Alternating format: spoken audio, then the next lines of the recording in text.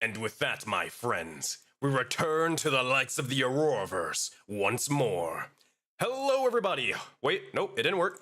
There we go. Hello, everybody. Welcome to the stream today. My name is Sensei Suplex, and I have terrible lighting right now. But hope you guys are ready for an awesome and epic time, as it is time, my friends, for the likes of Trials of Passage. Hope you guys have had a fantastic day, a fantastic night, and all that sort of stuff as we are ushering in this new age of the Auroraverse and more.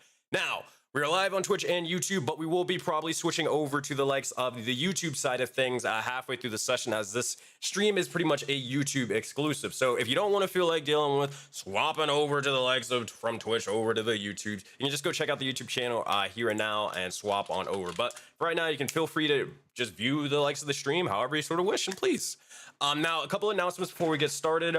First things first, if we have any sort of technical issues, like, I don't know, OBS decides to poop on itself and it decides to just stop streaming the thing or whatever, and you just see the little blue screen with the not like this face or whatever, or if something happens on YouTube, just know that we're going to probably just shut down the Twitch stream and we're going to swap over to YouTube and all that stuff. You're going to just check out the YouTube channel. You'll see probably another thing going live. Whichever one that is, then that's the correct stream. Go there and you'll be good to go. Yeah, we just randomly have a couple of internet issues and all that sort of stuff, so I just want to make sure you guys are aware just in case.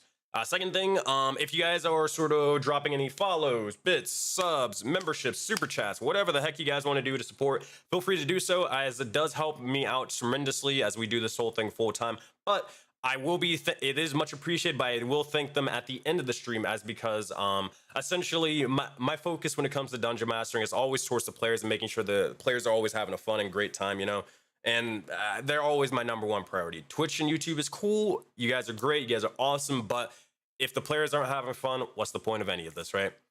So my priority is going to be onto them. Last sort of thing. If you haven't done so, be sure to apply to the likes of the player application for Project Aurora. That one just went live, and also the Dungeon Master application just went live as well. So be sure to check all that stuff out. It's all in the server announcements for the Discord server, and we're going to be getting that set up very, very soon. So do so as soon as you can. I think we're at around what, 500 applicants for players at least, and then I think we're at 4 applicants for Dungeon Masters. We're only going to have 75 players for this little thing, for this first little arc, and we're gonna have 15 Dungeon Masters. Is it 15? Yeah, I'm pretty sure it's 15. I'll do the math on it later, but I'm pretty sure it's 15 Dungeon Masters and stuff like that for this new thing happening. I'll check on that number again. That number might be a lie, but we'll see. It might be more. Who knows? But other than that, let's do this. Let's get to the game. All right, y'all. We're gonna swap on over. Oh, also we're missing. Oh, last sort of thing I remember. So we're going to be down a player next week. And all that. So hold on. Okay, Ambrose is coming. We're gonna be down a player next week. So if one of you guys are actually interested in joining in one of the games, then feel free to join on in. I'm going to be asking people probably, like, not necessarily after this session, but very, very shortly throughout the likes of the week and all that stuff. It is paid to play games because these are my Patreon games, so keep that in mind. It's the same price. I think it's $25 a session and all that stuff, so just keep that in mind for clarity's sake. But all right, that's it for that. Enough announcements, enough of me talking. Let's go. Jokes. Yo. Said it like backwards. Yo. Hello. Hello. Yo, Is it time for Dungeons and Dragons? it's time for dragons and Dungeons and Dragons. I thought it was pun time. Oh no.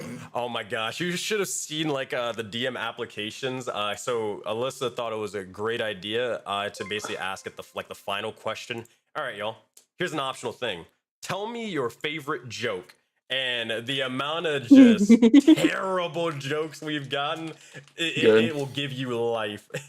Did you take puns of damage, Mr. DM? I did. I very, very did. Puns of damage. I saw what you did, and I did not want to acknowledge it. Yet you acknowledged it yourself. But speaking of jokes, here's one. Which state has the most streets? What? Which state has the most streets? I don't know. You tell me. Rhode Island. I quit. Yeah. Oh, no. Uh-huh. Ambrose, you have perfect timing. We're just Oh, talking man. about our favorite terrible Jesus jokes. Christ. Yeah, it's a Oh, great my way to start the Lord. day. Good God. Okay, here's What's up, an- guys? Hi, here's another one. How do celebrities stay cool? I don't want to What know. do they- Ow. They have many fans. God, I'm gonna go back and sleep, guys. Just Hey, some hey, nice session, hey, okay? you guys. No, all right. There I'm getting are- the music bot. I'm getting the music bot. Nope. Yes, Terry, come here. there are only two types of people in this world: those that invert the y-axis and those who don't. Okay. It's Sure. a math joke. Okay, yeah. I'm What's too the most stupid for this. What's the most detail-oriented We're losing it, guys. ocean? Losing it. I'm getting the session ready. The I swear. Pacific Ocean? What's the most detail-oriented ocean? The Pacific Ocean. The Pacific. Yeah. Mm-hmm. Good. All right. Yeah, I got one in general chat. All You guys can right, check it all out, right, but it all only right, works. I'm It only done works here. if red. There you I'm go. done here. I'm putting my foot down. Stop this shit. All right. So, if we're all good to go, if we're all ready to roll some dice and have a great time, then Terrybot, please work, you sack of shit. Because let's see if this will do it. Come on, Terry. Oh, also, if it does poop out on itself, I'm going to post the tracks and in-game content as usual. But for now, Terry, take it away with your new theme song. And yes, it's Guys, we didn't lead-based. even- Let's see if you guys guess it. But gather around the table, and let me tell you all a Voden fable. With this, my friends, be the infamous tale of the Velkin. A tale of death, a tale of life, and what people are willing to do to prevent both. For this is the tale of the trials of passage. The heroes of our story have come far and wide, from the Dragonborn fighter in Garest to the likes of the Goblin artificer named Gunkel, to a Dragonborn paladin named Canes, a Trollkin barbarian named Haha the Troll, and finally the Tiefling Phantom Rogue named Elavis. These 5 souls and adventurers, separated yet soon to be together, they would all come to the likes of Fjallhir, a lively city that bustles with activity and adventure, known for its Velkin clans and the Astral King ruling over them. With that, eventually these heroes would explore the city and seeing many Velkin individuals, from Brynjolf, the leader of the Bonefeather tribe, to even Thorgir, the leader of the Storm Talon clan, along with other strange companions in their own right. However, in their travels and curiosity, our heroes came across what seemed to be a criminal investigation and discovered that a drug operation was plaguing the likes of the Velkin. After turning the culprit in, Thorgir would reprimand the individual responsible, would be named Gunnar. Our heroes came together eventually and joined the Velkin for a grand toast and feast to celebrate their success. But then they'd walk into what appeared to be a massacre. A room filled with the slain bodies of the Velkin nobles, along with the Astral King's advisor. And without any revivification magic being effective on said advisor, desperate measures became their only viable option. The Velkin would seek out adventurers to take on a quest to find the Trials of Passage, for a relic was said to contain a magical power to bring a soul from the afterlife and ferry it back to the advisor. These 5 brave adventurers would eventually set sail through the Azure Taiga, a frozen wasteland, to seek out the Trials. But whether they'll live to see another day or even remember it, well, we'll have to find out as our heroes take on part 2 of the Soul Sagas. Now that, my friends, we pick back up exactly where we left off, and now I can send you guys to exactly where you all are now. All right, map's gonna load in just about several seconds. Where you at? Session 2. And here you go. All right, you guys should be loading in right about now. All right, let me know if anybody is not loading, and I will fix that up. All right. Sensei, I feel Oh my like god, I've seen this shit haha before. is so Oh, you're large. gonna see a lot of things from before. Forgot how big a haha is. Yes. He's so Yeah. Oh, huge. don't worry. This is gonna be a Very blast big. from the past, Sammy. Oh man, don't be scared. I'm ready. Bring it. Don't be scared at all. It'll only make Hey, things worse. Hey, Sensei. Have we rested since our thingy or I'll no? say you probably got a short rest, but that's about it.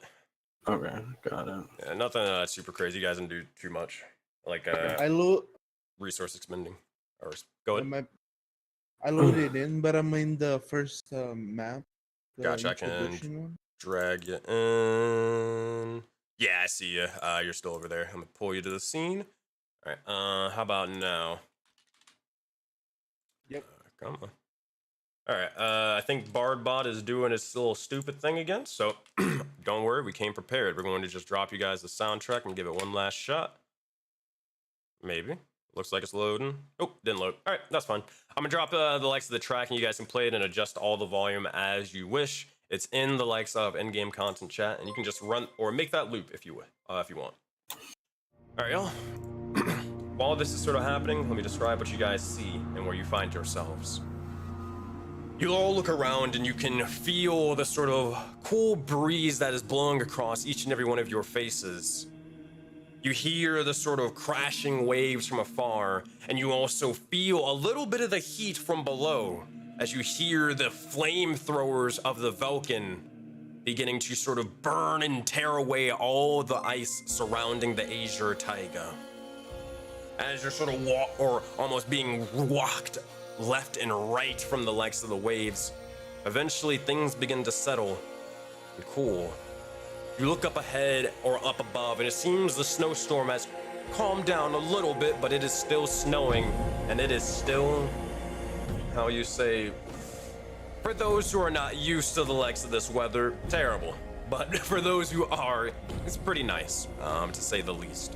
The sun still isn't apparent, but you do notice as nightfall has definitely arrived. Looking up and above in typical Voden fashion that you all are used to, the sky begins to break, it shatters immediately, and begins to crack down onto the ground. As these strange bits of astral flakes begin to slowly drift down, you look over and it is no longer day, but now a darkened sky filled with the night. Looking ahead, you guys have a bit of time before you end up making your way to your destination. And though you all are more so kinda know each other, not really, and you haven't really had much of a break since then, since everything happening from pretty much one after the other. So you guys got a little bit of time while you're on the likes of this ship. Feel free to do or say as you wish. We'll start with, let's see exactly what, we'll start with you, Gunkel. What do you find Gunkel sort of doing as they're kind of on the likes of the ship for pretty much the first time? Maybe not on the ship for the first time, but this one specifically. If there is anything up on the deck, that's like mechanical or has any sort of like mechanical components, machinery, anything like that, he'd be looking at it. And then I imagine that once he's done looking at those things, he would be leaning over the rails, trying to get a very good look at those flamethrowers. Easy enough. You can move your token over there, and you'll kind of see as a woman is more so manning the likes of a couple of cannonballs and such, and kind of just making sure it's over here. Yeah, you got it. But you see as they're kind of like looking over towards the flamethrowers, and they seem to have more of a kind of a concerned face, but it's more so just kind of just making sure like, okay, this thing is working. No, there's no issues happening and all that sort of stuff. Just more so a watchful eye. As they're looking towards the flamethrowers, they look out towards the horizon before eventually saying, not necessarily speaking to anybody, but it's freaking cold out here.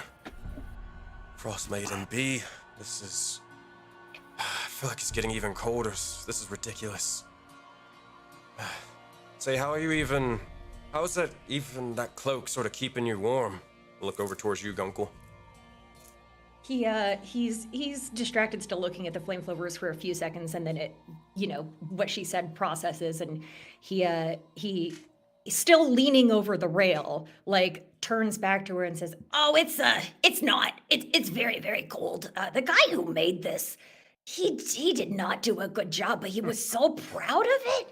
I don't know, but it's not very. It's better than nothing, though. I could be out there in my swimming pants. This is way better than that. So I guess I can't complain."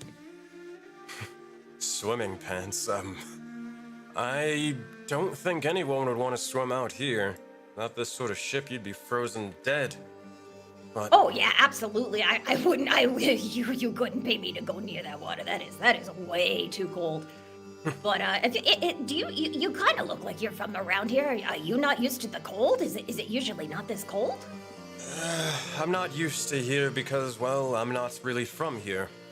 I was actually, well, I was from the Expanse, the desert region, so you can imagine such a change of environment could do to you. Oh yeah, absolutely. When Gunkel and Canes were going and Garthel were going through the desert, or did they go through the Forbidden Expanse to get to the Taiga? Nah, this is, nah, you wouldn't need to. Okay. Because okay, mainly it would just be a straight shot, to, what do you call it? Pretty much from the Taiga, or from the valley to the Taiga. Okay, cool. He would say, "Oh yeah, I've heard the desert's very, very hot. I'm myself. I'm from the Jaded Dragon Valley. It gets pretty warm there, pretty humid. So I also, not really used to this. But like I said, the cloak's better than nothing. Who am I to complain? At some point when we're done with this, we're gonna be sitting in front of the warm fire. We're gonna forget we were ever cold in the first place. Hopefully. I saw you sort of looking at the bits of the flames. You ever been on a ship like this before?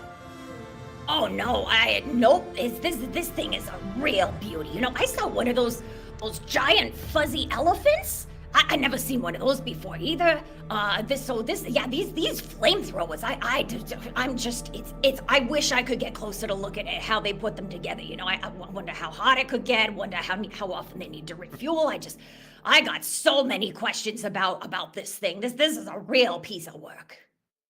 I wish I could tell you myself, but I'm not from the Iron Bellows tribe. They're the ones responsible for making ships like this and passing them around to basically the Astral King and a lot of the Vulcan. If it wasn't for them, well, I couldn't imagine how the Vulcan sort of society would be able to survive. Yeah, obviously you live in a place this cold, you gotta get something to warm you up, otherwise you're gonna be a block of ice. Yeah, that's, How long have you been here in the Taiga? Well, I guess whenever this cycle began and such. Cycle? Yes, that's what a lot of the people are sort of calling it, even the Astral King, cycles and such. And with that, you know what to do. Sammy, make your highest saving throw. Oh boy, it's time to see memories and echoes of the past. Oh my god. Oh god, an 11. No. With an 11, you would see as your mind begins to start slowly changing, warping for a moment. You look around and you find yourself on this ship.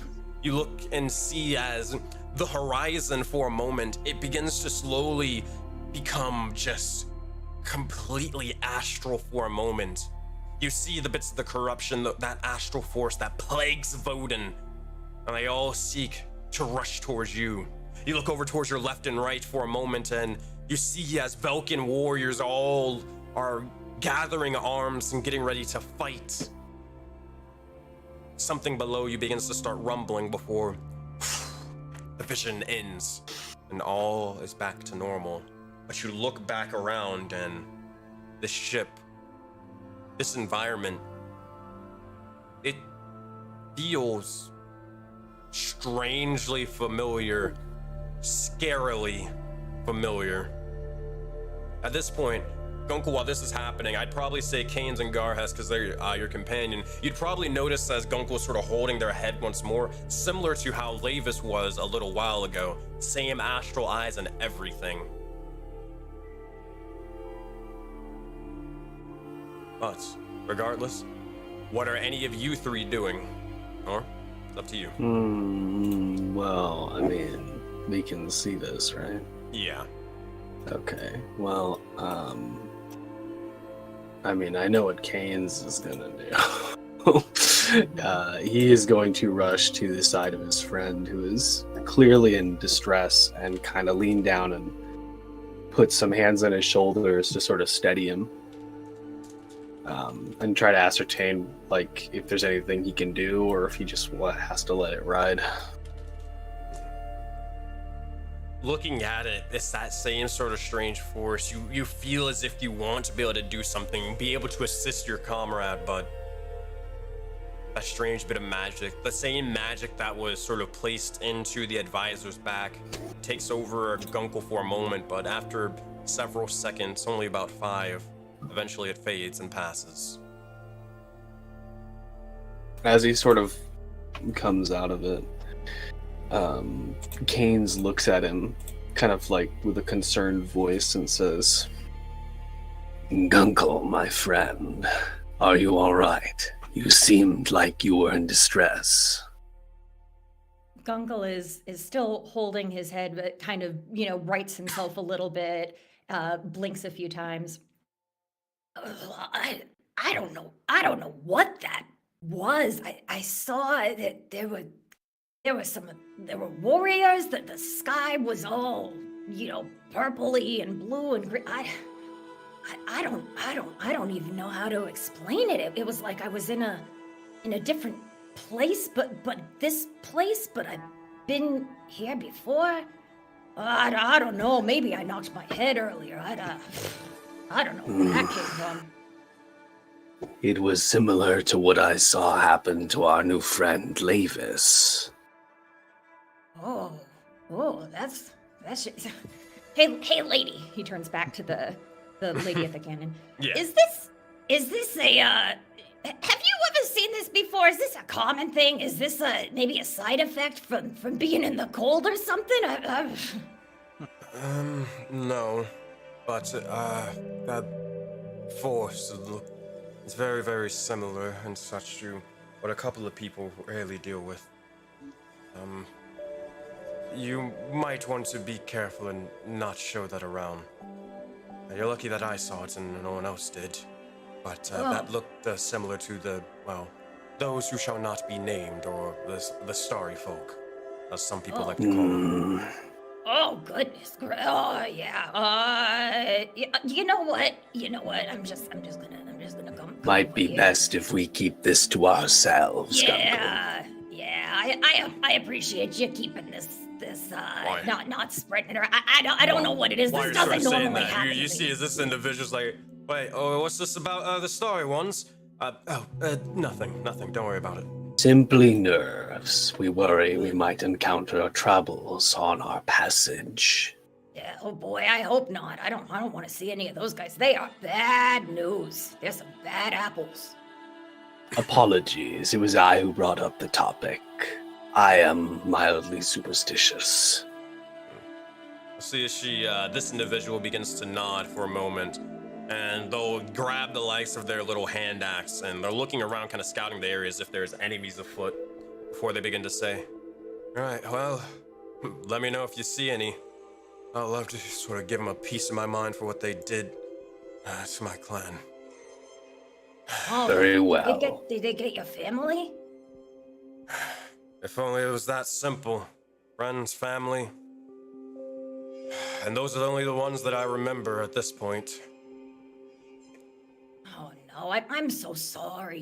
It's really hard to lose the people you love. I'm really sorry about that. Do you want to talk about it? No. Gunkel, I would suggest okay, we I'm end sorry. this I'm sorry. conversation.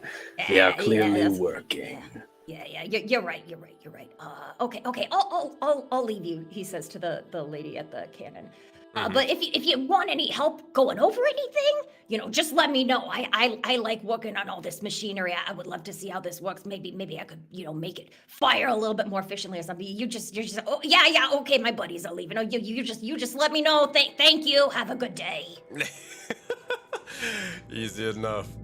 While you're doing that, here, Garhest or Haha and Lavis, which one of you three want to go? I can go if there's something else going on. Sounds good. Yeah, Go do for it. it. All right. Yeah, I mean, I think Garhest would just be more interested in the ship's defenses. He is still a fighter at heart, even though he has an investigator background. He wants to study the ballista in case he ever has to use it somehow. Yeah. Maybe we'll chat up this person, get its specs, just make sure he doesn't mess it up Yeah. if it were to come into use. Yeah, this individual, and you're talking to him, so you'll see as they're kind of saying, yeah. Myself, I'm actually more so a ranger, if you will. I really do focus on archery. So this right here, this is my calling compared to the more of the cannon fire, right? But this sort of thing, the cool thing about this is, though it's sort of hooked up right here, can't really sort of maneuver and all that sort of stuff. This thing can kind of be ripped off if you're strong enough, and really if you just sort of unlatch it a couple of places, you can kind of use it and wield it. But thing is, this ain't the most ideal thing for sort of traveling. As they look over and point towards the bolts, these things are silver and they cost a fucking fortune. Astral King pays a pretty penny for this one. Are we to Garth would expect any large creatures? As far as I'm aware now, but may want to sort of take a look towards the person commandeering this ship. They might be able to. They have more experience when it comes to the beasts that sort of roam these sort of things. I mean, I don't think we're gonna be running into any narwhals or anything crazy like that, but you never know really with the Taiga, or really any of Voden. So I've heard.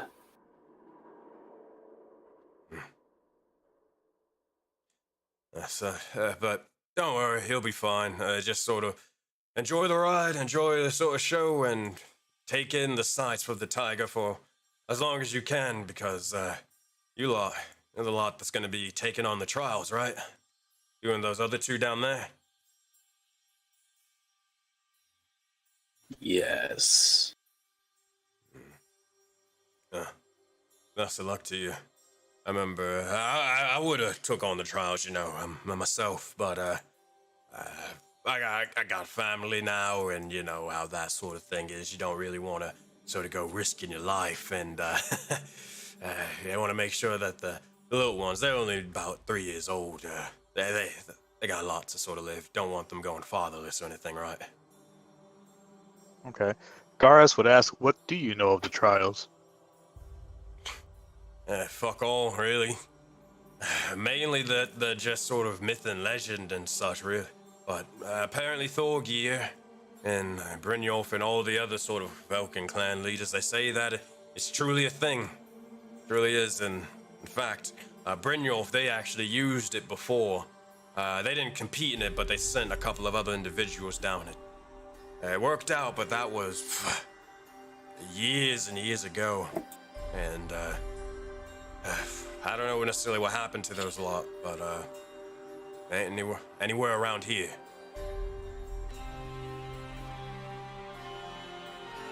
Okay. Garas just nods at all this information, trying to see if he can get any kind of advantage for the trials itself. Mm-hmm. Most I know is that there's apparently 5 of them, and they're gonna be testing, well, pretty much everything. Brute strength, yeah, that'll come in handy, but as far as the trials are aware, these things were... Look, okay, people call me crazy, and he sort of starts leaning in for a second. People call me fucking crazy, but people say that these sort of trials and such, they're constructed by a god long, long ago from a strange, forgotten pantheon.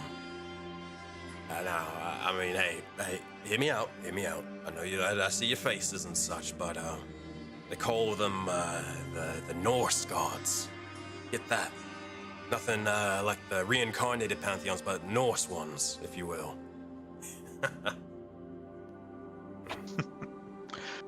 All right. Now, for context out of game, you guys have no idea what the hell this dude's talking about. You've never heard of a Norse pantheon despite being in the Azure Taiga and all that stuff. Not even anybody in general when it comes to the likes of the Azure Taiga even knows about these guys, funny enough. Just for a little bit of out of game context. Gunkel would kind of pipe up and say, "What? I never heard of those. Who are those guys?" I mean, who really knows, to be honest? Apparently they're sort of forgotten with time. Something. They're somewhere on Vote, and that's what the stories at least say. But all I know is there was one or two people made these sort of trials, or maybe both. Who knows? One being someone known as the Allfather. The second one probably being, well, what I like to refer as the God of Knowledge and Wealth of Knowledge, Mimir. But it's just stories and myths, but look around you. There's gravity and such that flips upside down, floating islands that explode. I don't think that's really the most far-fetched thing I've really heard, right? Indeed. Well, There has certainly been more tall tales that I've heard. Hey, this god of knowledge. You think he would know how to make something to keep us warm? He slaps his knee. see as this individual begin to pipe up and speak. Hell yeah, that'd be nice. Especially if sort of Heliod could fucking show up once in a while. And you see as they're sort of looking up and shaking their fist towards the sky, which has been perpetually gray since you all have even been here. In fact, you're not even sure if the sun can ever even pop out in the taiga. Seems like Even he freaking forgot Lavis? about us. Go ahead. Even Lavis has never seen sun. Nope, you have never seen the sun. Holy shit! Wait. Like, it's almost like, you know the sun exists only because the stories and just people that came from the Jaded Dragon Valley in the desert. But, like, to anybody else who has, like, never spoken to someone outside of there or been there themselves, the sun is like, bro, what is that? What do you mean there's a sun? There's something else other than the moon? Like, it is crazy to you. What do you mean there's a huge ball in the sky that keeps everything warm? What? Imagine Lavis is like saying this under her breath from like 40 feet away. Yeah. You can walk your token over there easy enough. You guys can hear the conversation, really. Yeah, okay. I'm just gonna keep my token here and I'm listening. Like, everyone can see if this person mentioned the sun and the warmth, Lavis's eyebrows just shoot up like, what? Warm? There's a ball of fire in the sky? What you talking about, Willis? What are you smoking? Did you drink the salt water? As a sailor, you should know that you should never drink from the sea. Well, yeah, of course. By Thassa's will, I would never do that. But When, Heliod, their thing, god of the sun. Apparently, they ain't the god of shit, because I ain't see shit for years. Go ahead. I was gonna say, when he says Heliod and he's saying all this, Keynes also takes a moment to look up at the sky, almost retrospectively, and he seems to take it all in, the mass of gray, the rolling clouds, the swirling cold mists, and he does think to himself, and kind of under his breath, I think only Garhest and Gunkel would hear this because they're close enough. Very quietly, he'll say, "Yes, why would the god of the sun send me to a land without it? Curious."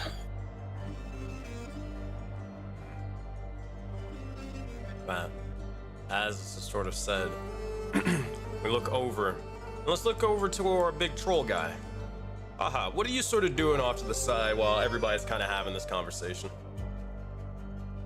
Haha is being very curious to this stuff over here. How big is a cannonball in relation to Haha's hand? You could probably palm it like a basketball, and be able to palm it. This is so curious. He picks one up. Is there any icebergs around? Icebergs? Oh yeah, there's plenty. Ladies, darling, check this out. I have a great idea. Wait, before you do that, Can we all hear this? It depends. Haha, are you trying to keep it a secret, or are you just speaking out loud for everybody to hear? I'm speaking the way usually Haha speak. Yeah. I'm not trying to hide anything. I turn my back towards the others, and I look at the cannonball. If you're thinking what I'm thinking, do you think you should maybe decorate it a bit? Oh yes! How could I forget? Throw some of yours and I'll throw some of mine. I do that. I just sprinkle. I like Some- how this is going. Because like I thought you were gonna stop him, and you're like, no, you're gonna decorate the cannonball. I sprinkle some of my black glitter on it. Easy enough. The glitter has been placed on the cannonball. Let's see as the individual is looking over, like this guy over here. They're looking at you, and they're just gonna be like, "Not my circus, not my monkeys. Not my circus, not my monkeys." Garhas is gonna come over here and not try to stop the fun, more like the practicality of Garhas. Is gonna look over to I think you have to pay for those. I'm sure they won't mind if, you are gonna throw it, aren't you? He's gonna just basically say flatly to Haha. I have no idea what you're talking about. Haha throws it in the air, then holds his mana crystal like a baseball bat and fucking hits it with his maul, like a baseball bat towards towards an iceberg. I'll tell you what. All right, Haha, here's what I need you to do. We can test this out since we never got a chance to. Haha, I need you to make an attack roll, and I think if it's anything like last night, you'll have to target yourself. I'm gonna get rid of the damage though. So let's run you through this little tutorial. Click on your self, hit the T key, and then hit the maul icon. Goes through. Oof. Oh no, a 10! Oh goodness. All right, it's still pretty good, even though it's you rolled a 2. So like you hit it, ting, and it just sort of goes immediately plunk directly, like about 10 feet. It's kind of at 10, 15, maybe 20 feet at most into the legs of the water. You know you can do better than that though, for sure. You're gonna need to put a little bit more spice into this strike if you want to do it again. Perhaps some more glitter, Lavis? Canes pulls up behind the group and he just crosses his arms and watches. Yeah, this is a new definition of a bath bomb. Yes. Let me try this out with a little more ferocity, shall I? Please. And can I do the roll recklessly? Yes, you definitely can. Okay, he tries the same. Wait, glitter first. Oh yeah, of course. Fuck some glitter. Yeah, Glitter also, this thing is just basically sparkling. You can barely even see like the steel anymore. Go ahead. Yeah, also Ambrosia will take her knife and quickly engrave for Ambrosia on the surface. Oh my god. Was that? And while she does this, her expression is completely devoid of any emotion. Beautiful. All right, haha. One more time. Do it with advantage. Let's see what you can do. A 3 and an 18 for a total of 26 to hit and 14 points of damage. As you throw it up in the air and you just immediately swing. It cracks amongst the legs of the giant mana crystal as you send that sucker flying about 50 feet away. As you do so, it is a ridiculous amount. You see as it begins to just strike directly into a small little iceberg. A bit of it begins to slowly start collapsing and crashing down to the ground or into the water and more. You look over and you'll see as a couple of the other individuals are freak the fuck out, wondering if you guys are under attack or anything like that. One of the individuals will rush over that kind of wasn't necessarily paying too much attention. They'll begin to sort of get down and then try to crawl onto their knees and try to look up. What the hell was that? Are we under attack? You'll see this woman over here off to the side. Haha. Levis will high five, haha. Yeah, big high Canes will step over to the warrior who seems to be freaking out, and he will say, "Worry not, friend. Our comrades are simply entertaining themselves while we journey. Perhaps they have a lot of nerves." He will give the two of them a slightly scolding look, like a dad would a pair of hyperactive children. The parental unit is correct. We do have a lot of nerves, as does everyone else. Yes, quite so yes. Should we throw another one? I think that will be enough for now. What would be more important, I think, at the moment would be to discuss what our plans are if we do encounter possible dangers on our journey, which we most certainly will. I look at haha. Sigh. The father figure is correct. Take another one. Okay. Great. Yep. Kane's Baseball bat. Throw the puts his head in his hand. Just One less one for parental unit. fine. Knock yourself out. Oh boy. Another one, 22. Bing! You just sort of knock it by, and as you do, it flies wide and strikes directly into one of the icebergs and more. A look over, and you'll hear as one of the individuals sort of steering the legs of the ship, they'll begin to call out, "Aye! Stop fucking around over there! If you don't chill out, then I'm probably gonna fucking awaken a kraken or some shit. Careful, careful." God Oh, damn. what a little bit of fun, is not? I have a strategy if Jeff comes after us. God damn it. Good to know that you are in high spirits. Now, can we discuss the trials? Oh Good yeah, idea. we should. Indeed. Gunkel, we should discuss the trials. Come here. Yep. On my way. Now, from what I have heard, not much is known about these trials. But given that we have two Velkian people with us, have either of you heard anything about these trials? And if you have, what can you tell us that would be useful to know?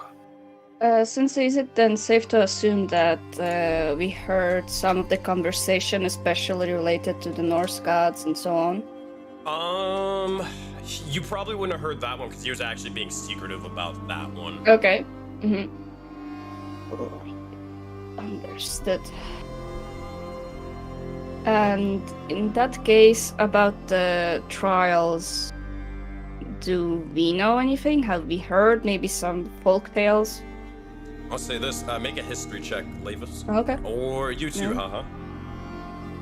I don't think Haha would know because he's an amnesiac. Oh yeah, amnesiac. Yeah, you're right. Mm-hmm. It should be just a thing for Okay. like all amnesiacs. If you just take that background, you just can't make history checks. Yeah. 5, not much at all. Now, you would know that at most a lot of sort of people from the Bonefeather tribe, your clan and stuff, they really do more so try to hunt as many creatures, more so respectively, of course, and all that sort of stuff, or in worship to the likes of nihilist beliefs and more. But more so, they try to prove themselves eventually to then take on the likes of the trials at some point. Not necessarily out of really necessity, but more so out of own personal glory. Now, the Trials of Passage, it's always been for necessity, and the Bonefeather tribe has kind of they're a little headstrong to say the least. So you at least get that little background information. For information regarding the trials and what it might hold, it's with a 5. Obviously, it's dangerous. There's who knows how many people have gone through said trials. But one thing that is for certain is those who tried to participate in the trials, either they returned back or they were never seen from or heard of again. Some even completely forgotten. Possibly due to the corruption. That's all I can give you with a 5. Okay. Great. Well, trials more or less seem to be like a good old-fashioned bedtime story. Some of our people want to partake, but we are mostly occupied with the hunt. That's about what there is to it. Not much to go on then. No. I see. I'm afraid we should have. I just think that maybe we should not have rushed here. Instead, we could have spoken to some people. Maybe you know how the older ones know tales, stories. Maybe share some experience. Maybe we should have started there. What's done is done. There are not much that can be done. Well, I know that I don't know anything. Because you see, I am from the Taiga, indeed. See, this code, I love it. It's like a hot bath.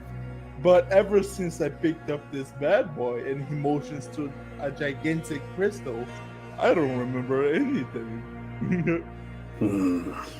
Troublesome. Not quite. Where did you find him? He gestures to Lavis. Well, on a hunt? Yeah. But Pretty much, yeah. But he has been reliable. reliable. Very much so. Well, you sometimes meet friends in the strangest of places. He looks at Gunkel and Garhest when he says that. What I Sorry, can just tell merely you, gives a nod back. what I can say is that you will never find anyone. That's haha. He certainly seems like a one-of-a-kind Oh, character. not just because of his size. I was not referring to his size. Oh, I'm blushing.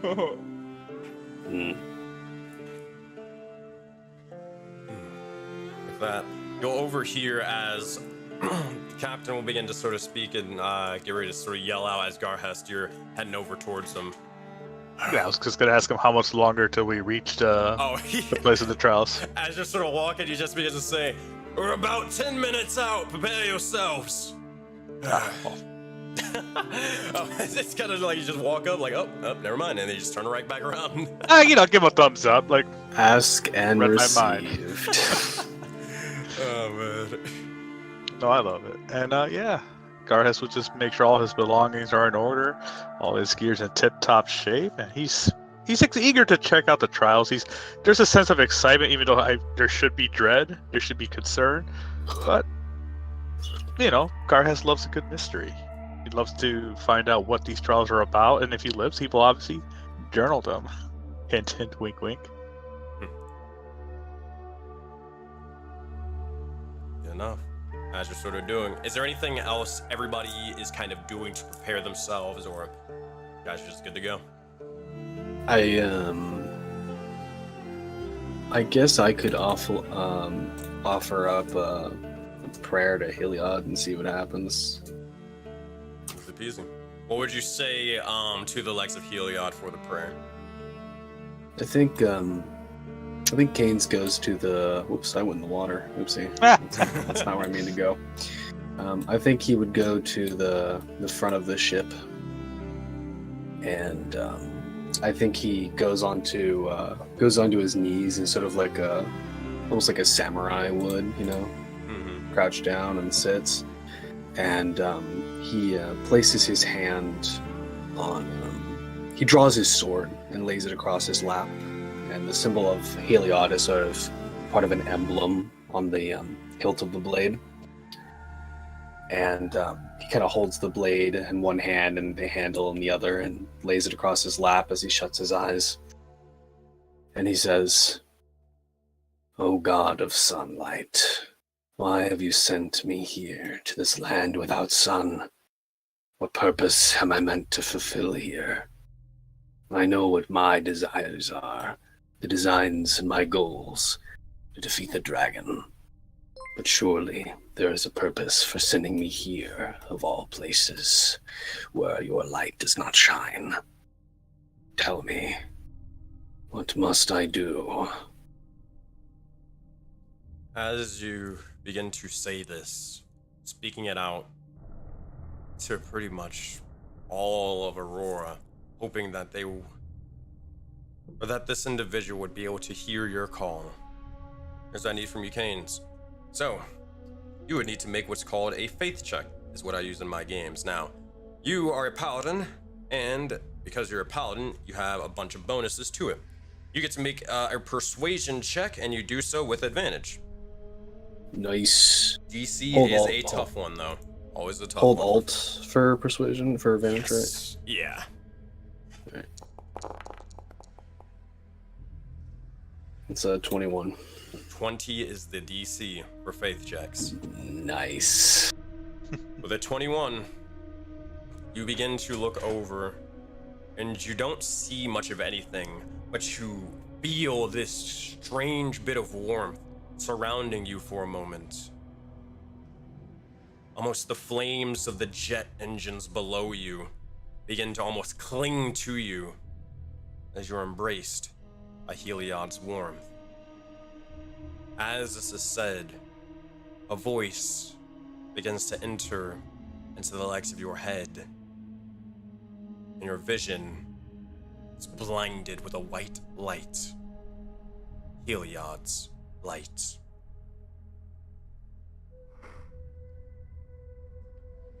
You seek my guidance. You seek to know the truth, my answers. Look around you. This place, plagued by her wrath, by her fury. Frostmaiden, we've never seen eye to eye. But I know one thing, my friend. They are not well. Something is not right. This path, this journey, this is only but a test for much more to come. You see, this is only a mere obstacle for what true glory awaits. What the answers you seek, they reside not here in the Taiga, but they reside on an island. However, continue this path. Continue with these trials. Survive and triumph over them. And once you do, seek passage to an island and find the Frostmaiden's Valkyrie. There, things will be clear. And as this is said, just as the sun begins to embrace you, so quickly it begins to fade. Alright. right, hold on. Let me make a note of that real quick. So, I wrote the whole thing down. If you want. Yeah, I know me you- too. I know you wrote it down, Sammy. I was in the RP. Can someone send that to me just so I can put it in my notes? I was very in character, so I wasn't Yep. writing it down. Thank All you. good. Keynes sort of looks at the symbol on his blade after he hears all of this, and he says, "So, a trial within a trial, then. Fitting to the designs of gods. Very well. I accept this trial." And he stands, and his sword spins through the air and back onto his back.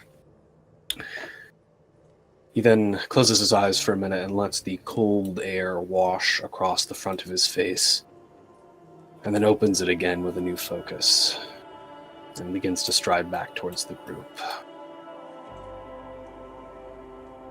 Garhest, Yes. there are going to be incredibly challenging things coming. I need you to be ready. Yeah, Garhas kind of nods as he doesn't understand the gravity because he doesn't know what occurred between you and your prayer. He goes, yeah, I intend to survive. I'm counting on you. Ah, don't worry. And I'm gonna give a big old slap on your back, trying to ease you. Garhas is just under the assumption maybe you're just feeling nervous or your will is wavering. He just doesn't know what's going on with you. Kane seems resolute. He's more trying to prepare his allies for an inevitably challenging endeavor. You've seen him speak this way to his soldiers before. Okay. Less nervous, more focused. He'll crouch down to Gunkel and place a hand on his shoulder and say, "Iliad has given me an answer. We are to undertake a trial within a trial, it seems. Or at least I am to do so. We can expect many difficulties going forward. Do I have your back? Do you have my back, old friend?" Oh, of course. He looks him in the eye, like deadly serious. I've always got your back, brother. I've always got your back. But are there any details? Did he say what was and why, or what do you know what we're looking at? He told me that we are on the right path for now, but once we complete these trials, we are to seek out an island and the Frostmaiden's Valkyrie. Oh, that's hold on a second. And Excuse all me, right, man. Sammy, you know what to do. Uh-huh. Yeah, all right, make your eyes Sam throw. Oh, come on, let this be good, please. This is gonna be You like guys we're gonna need be a on my counter side. for this campaign. How many times I'm gonna have to say that? 15? It ain't good enough. Frostmaiden's Valkyrie. As much as you wish, you try to look over and you try to remember something, but it's blank. It's almost as if you're about to remember, but it's on the tip of your tongue, but you just can't for some strange reason. But at most, and you know what it is, but you see a symbol of the Frostmaiden, and that is all. It's almost etched and burned into your brain for a moment.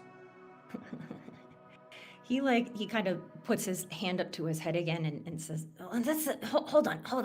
Excuse me, a crew person. You mentioned a frost maiden earlier.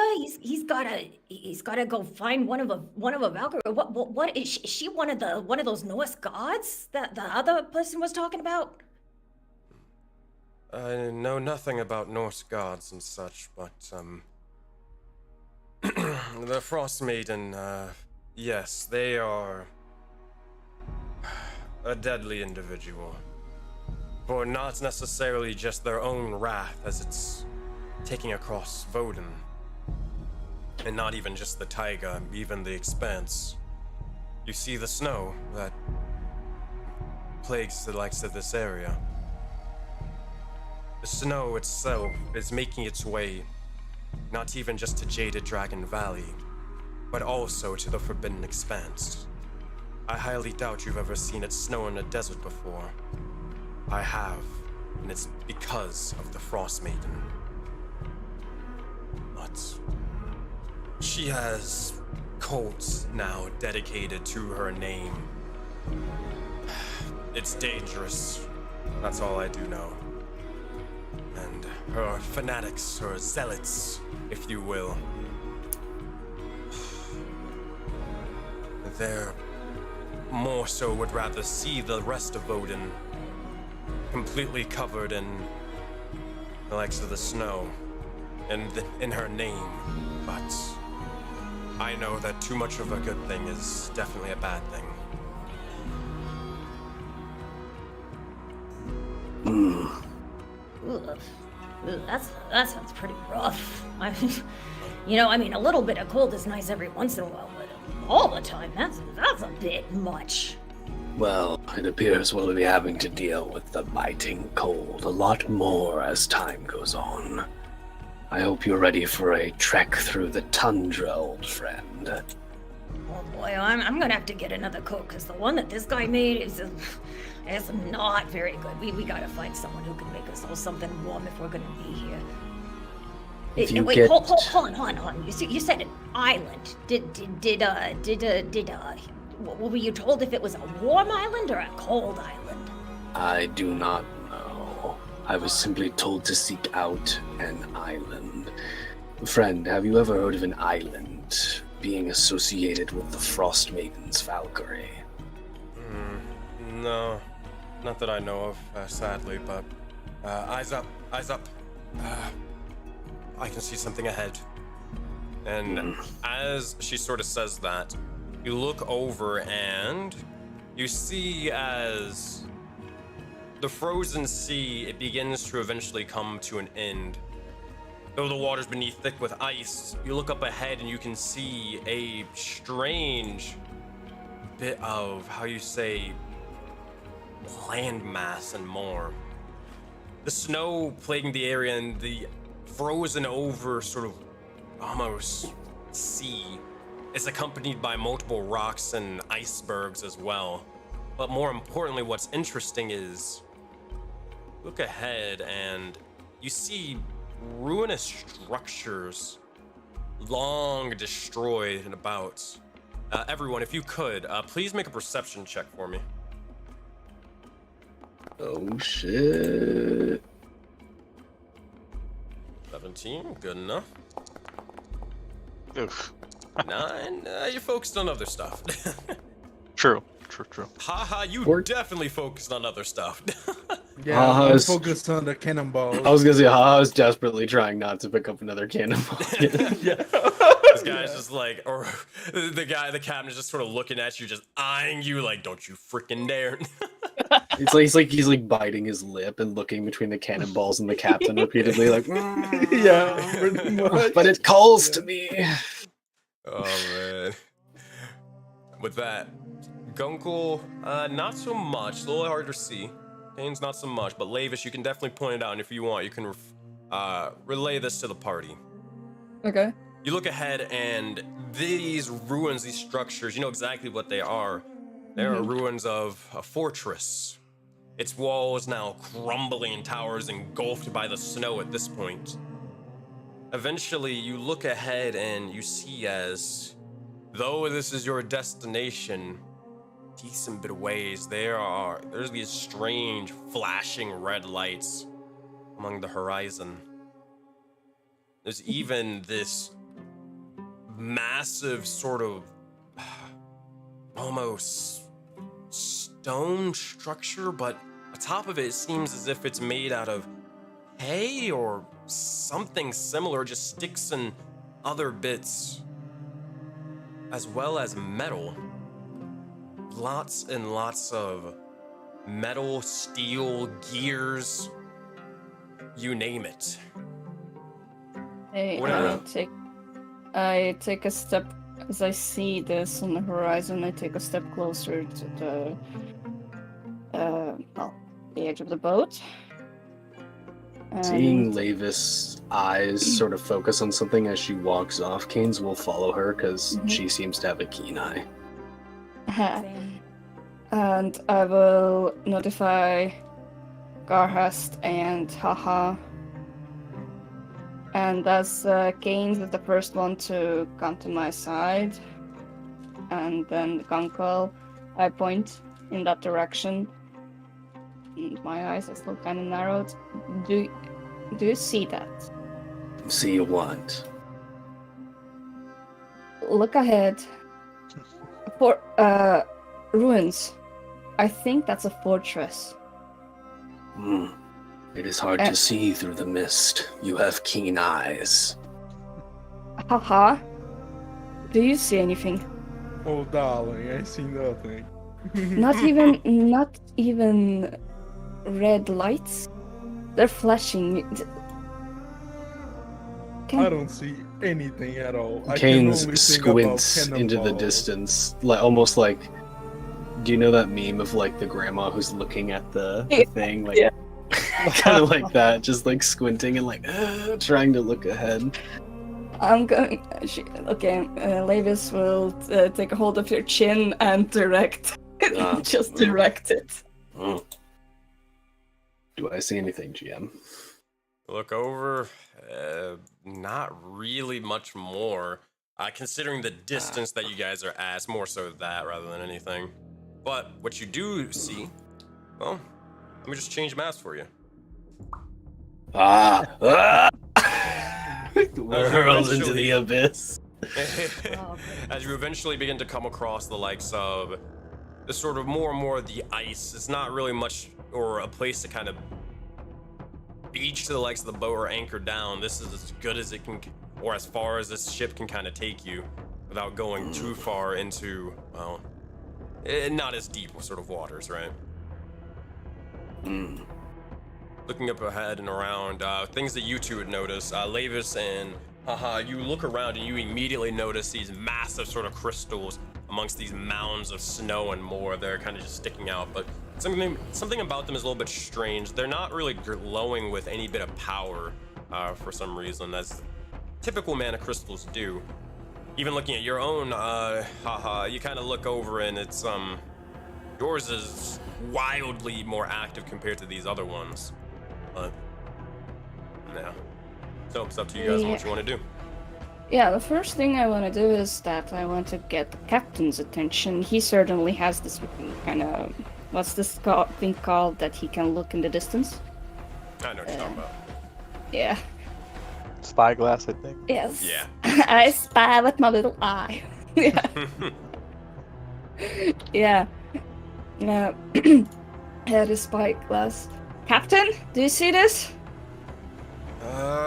Something like that, yeah. So as he begins to sort of start walking for a bit, and as he sort of does so, see as he begins to sort of climb up to the crow's nest, take a look. Yeah, this is it.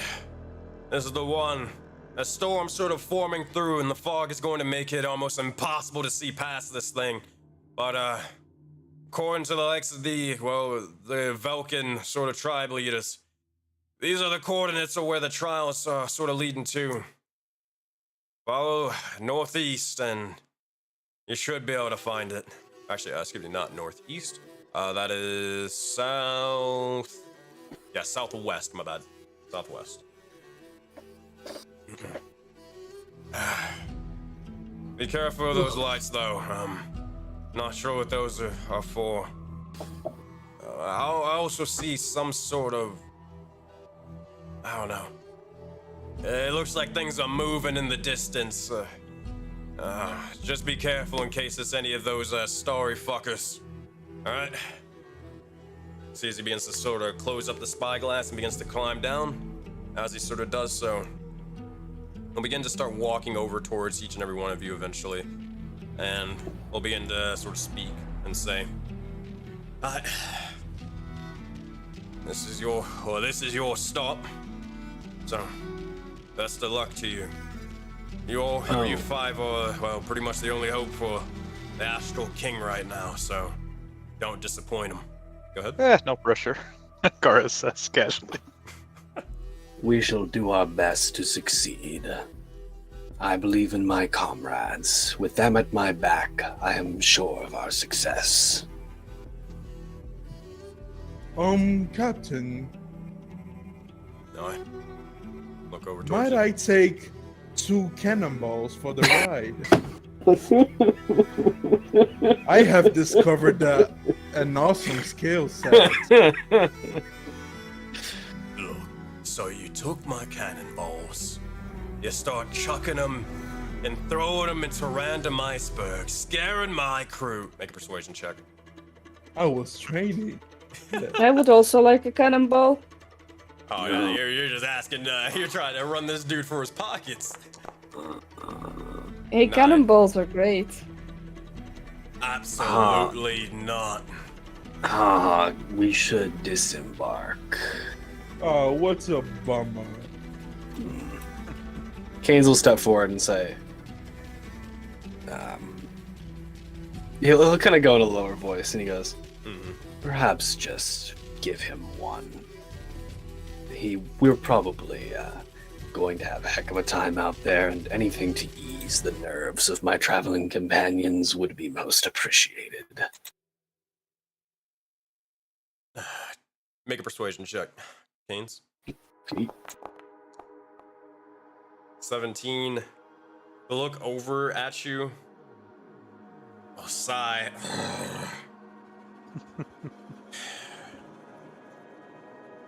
But you're paying for it when you get back here. 'Cause you're gonna get Of back, course. You have my word. right? Alright, fair enough.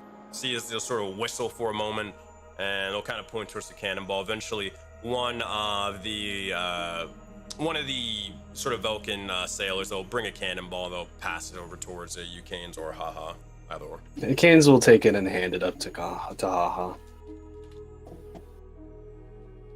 Oh, thank you so much, Father Dragon. I deeply appreciate this. Now don't go wasting it early. You only have the one. Yes, I will use it in a very appropriate situation. Very good. Alright. Thank you very much for your understanding, Captain.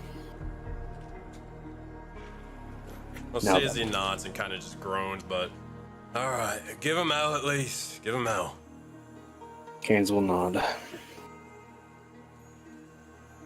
Davis, as you and Haha are the ones who are more familiar with the tundra. How about you two lead the way? Sounds fair. Well, let's see if the dice can hold me. Oh no. no. Haha jumps into the ice. Does 400 pounds of troll meat crack the ice? Well, you jump down, and you keep going down, and you keep going down. Oh shit, he's sinking. As he just slams directly through the ice, breaking it entirely and going straight into the water. Is anybody reacting or doing anything as you see this? Oh heavens. Keynes will really quickly remove his rope from his bag, toss one end to Garhast and say, tie her fast. And he's going to lower himself over the edge. Tied to the mast right here. Yeah, he's going to use the rope and drop over the edge and try to grab our troll friend. Can I also help with that? Yeah, I want to help with that. Easy enough. As you sort of do so, no rolls needed from the both of you. You tie it alongside and immediately begin to drop down over toward, or drop the rope over towards the likes of your troll friend. Now you're not sure exactly how far or deep it's gonna go. Are you guys jumping down with the rope? I am. Okay, Keynes is, and then Labus, what are you doing to help out with that? I'm also jumping with the rope, but let me see. Yeah, I'm going to use my own rope, then quickly tie it around myself, just in case, because I'm not sure how it will hold, and I will tie it around the ship edge, and I will hop down too, so that if I fall through the ice, I will, not drown, hopefully. Easy enough. And yeah. As you sort of do so, Athletics. You both sort of jump down, immediately traveling over towards the likes of Haha. While this is happening, Troll Man, you look over and you are just sinking and sinking like a rock. Not because you can't necessarily swim, but more so as you're getting ready to try to move for a moment, you look and see as your skin is freezing over and rapidly at that. Before your very eyes, just even being in this water for several seconds, the Taiga is fierce and it begins to freeze, starting over the legs with your hands and then your arms and more. I need you to make a Constitution saving throw or risk being frozen solid. Oh. Uh-oh. Do ice trolls have advantage? I don't think so. We never added it into the thing, but I always thought it made sense. Oh, yeah. But for right now, nah.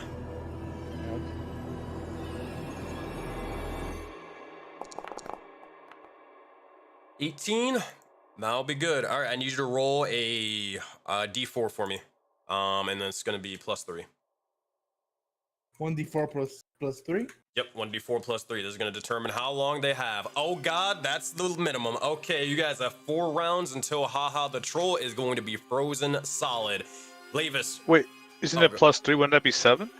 No, he rolled it with a +3. He rolled a 1. Yeah. Oh, yeah. okay. I was like, oh, it's not so bad. No, Once this sort of happens, you can sort of feel yourself sort of shivering and more, and you're trying to sort of get ready to start swimming upwards, but every moment or every movement is becoming harder to do so. But Canes and Lavis, you look down as you plunge yourselves into the likes of the water. Constitution saving throws from both of you. Oh shit. I'm sorry. Well, good trial. No, I'm kidding. Kidding. 11. Ooh, that's not good at all. All right, Canes, let's see what you got. And also, Canes, do you have your... No, you don't have the feature yet. Not yet. Level 5. Oh, do I? Oh, yeah. Let me...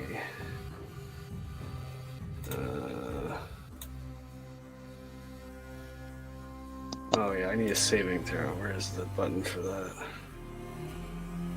How do I...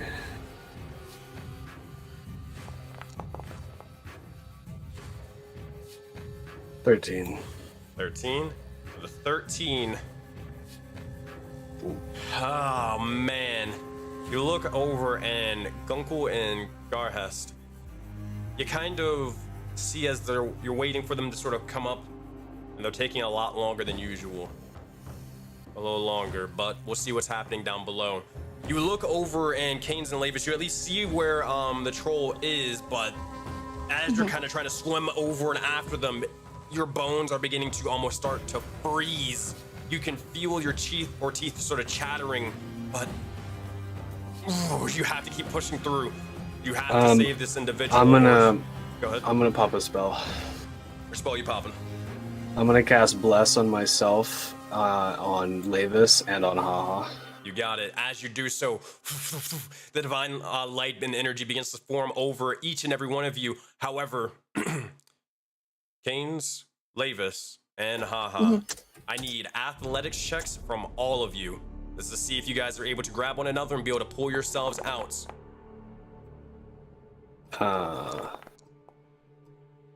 18, okay. 13, all right. Would I have advantage from the rope and because Garhest is pulling? Well, I'm not pulling yet, right? Cause Yeah, not that yet. Okay. If I was pulling now, you would never reach him, right? I'll probably say you'll have advantage on Fish you the up. when you're leaving, more so. All right, 14. 14, 13, and an 18. And with that, Lavis, as you more so take the faster approach, you're trying to connect with the legs of Haha. You grab the legs of their giant, massive hand and try to connect yourself over towards Canes and get towards the rope. As you're reaching over to try to pull and tug onto it, you're struggling to even reach your hands up before eventually, Canes, you dash over and start just tugging on the rope so each and every one of your companions can kind of get the signal. As you do, Gunkel, Garhest, the rope is being tugged. What are you two doing? Well, I call for help so we can have so I can have some of these ship people helping. Hey, need some quick hands here. Maybe we can get advantage here. You'll see us rush over as well and try to start helping. It's part of the trial. Go ahead, Gunkel. Is the hole that Haha fell through freezing over? Yes, it is. He would cast Firebolt, specifically like trying to avoid like obviously catching the rope on fire, but just like trying to melt the ice and prevent it from icing the whole thing over. You got it. I'll tell you what, Gunkel, please make an Arcana check for me. This is the equivalent skill for it, you know, since you're casting magic with intelligence. Yeah. Good stuff. 17. As you begin to send firebolt after firebolt towards the ice, you continue burning away as it is almost, you're having to sort of fight against the likes of nature as it's a battle against that and technology. However, as you guys are being, or you get a bunch of these sort of shipmates to start pulling and pulling, eventually, let's see it, Canes and Lavis. Sorry, hey, Oh, good. I'm back. My internet just dropped for like 4 I'm sorry. minutes. Don't worry, you're all good. They got a couple of ship members, and they're getting ready to try to pull you free. I'm actually glad that you're here now because Canes and Lavis, I need you both to make athletics checks with advantage, and the DC's lowered because you have a bunch of people being trying to help you out. All right, hold on. I'm still trying to get back in the foundry. Oh, thank God for You have advantage. advantage. But Oh, you said God. advantage, which means that I can roll again, no? Yes, you can. Yes, Just yes, don't yes. pull a Lorian. Oh, that's an 8. That's not looking too good. All right, Canes, let's see if you can help us out. Hold on, I'm still going into foundry. All good, all good. Reminder: if we have to make another con save, we'll have bless. Oh yeah, you're about to. Don't worry. Yeah, Yeah. that's why I casted it. We might need it. All right. In the meantime, I also need Garhest and Gunkel. I need you both to make athletics checks as well. This is with advantage because you got the crew helping you. Alright. Ooh. Oh no! That's a 3 and a 5. Oh boy. You see as you're trying to pull, and a couple of the other sailors are like, what the hell are this guy made of? They're just pulling and pulling. You can see as the rope is actually getting ready to break on your end, connected to the likes of Lavis. But Garhest, let's see if you're a little bit luckier. Sure. And I'm rolling, you said... Athletics with advantage. Oh, baby. Let's Come on, go. bud. What was the Come on. button? Is it Alt or Control? Alt. Okay. Oh boy, oh boy. Oof. Wow. 12, it ain't terrible, but it ain't really good.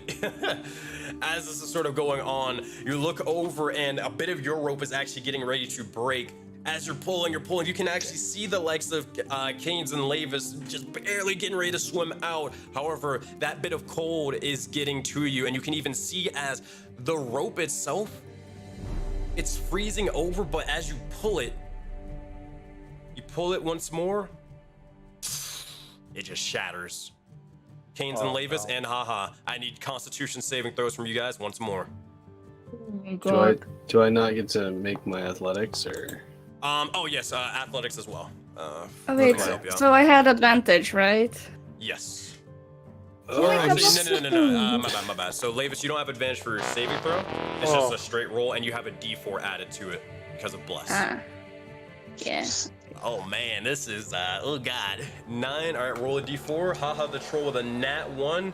And adding a D4 for a total of 9. Oh my goodness. Hey Sensei, you remember the first time you had this ship map and there was a bear that fell in the water and she kept failing all of her throws and almost drowned? Yup. We love I'm the having, Taiga. I'm having problems. I'm still loading in. All good. I'll tell you what, if you want to designate, like you can just, I don't ever want to roll for you. Everybody knows the story when you have Sensei Suplex roll for you. It's a terrible time. So I would say pick of another individual and who you would want to be rolling for you in the meantime. And I'll just add your I'm sorry. modifiers. I want to do it, but it's still loading. Yeah, it's all good.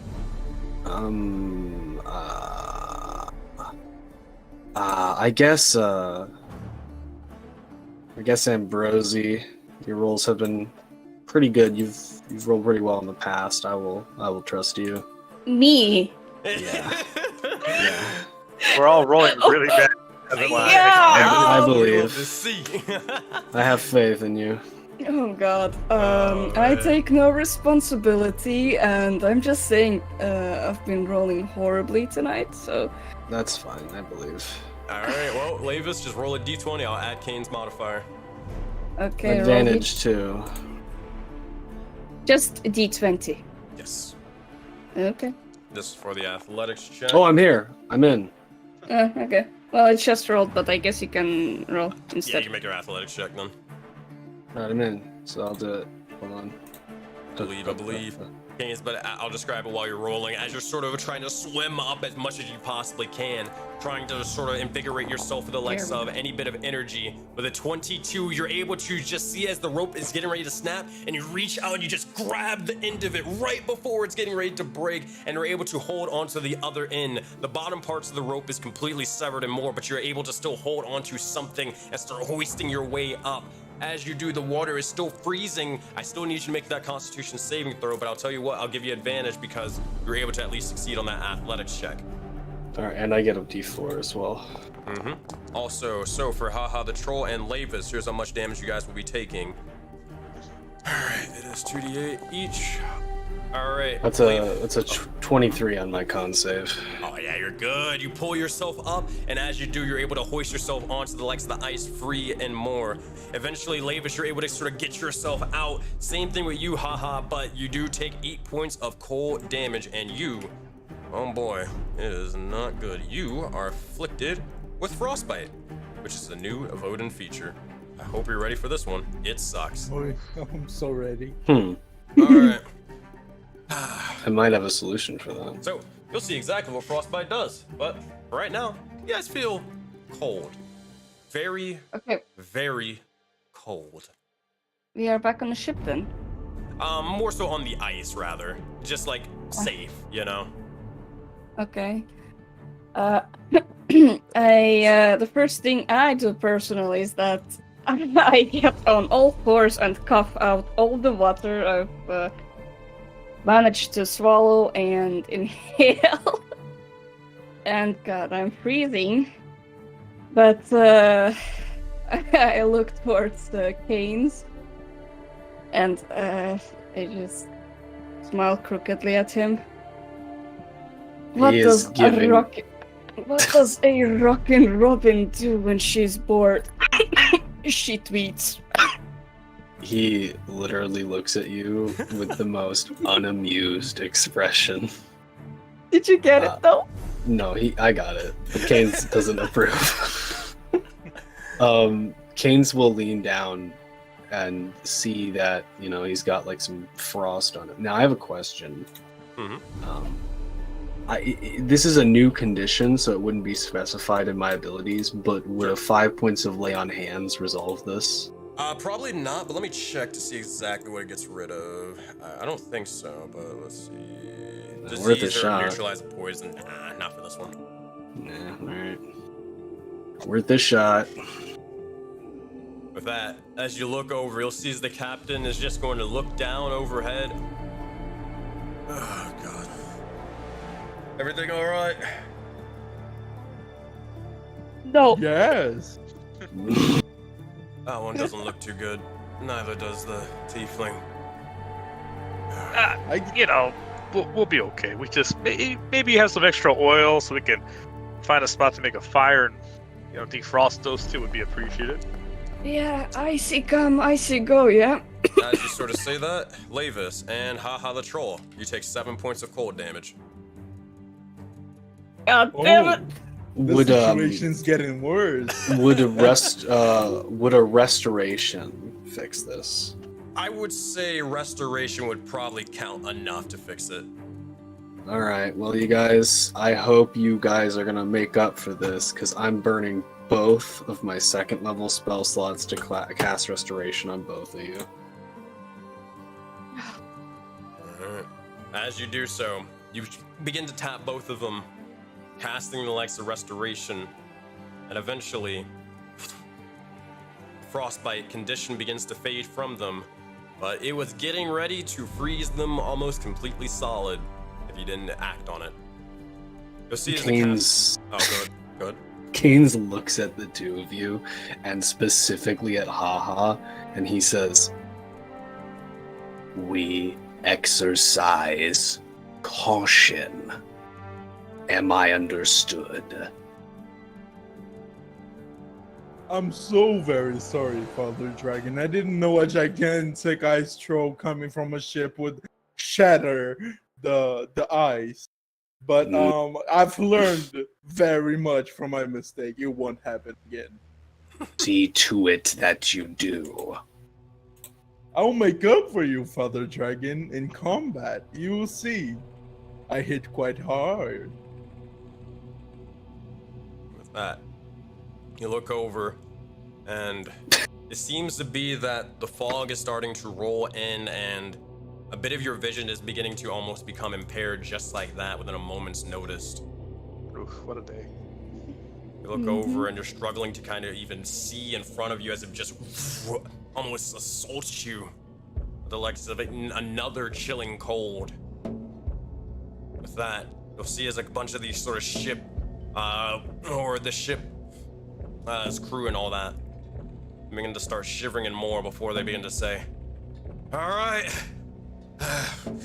we're gonna figure out a way to sort of warm up. Y'all hurry up now. We can't stay here for too long. Oh, I'm gonna pop Harness Divine Power and get myself back one of my second level spell slots just in case. You got it. I said, adventurers, are you guys moving ahead? So did he give us a little extra oil or no? Just curious. Extra what again? Just make sure.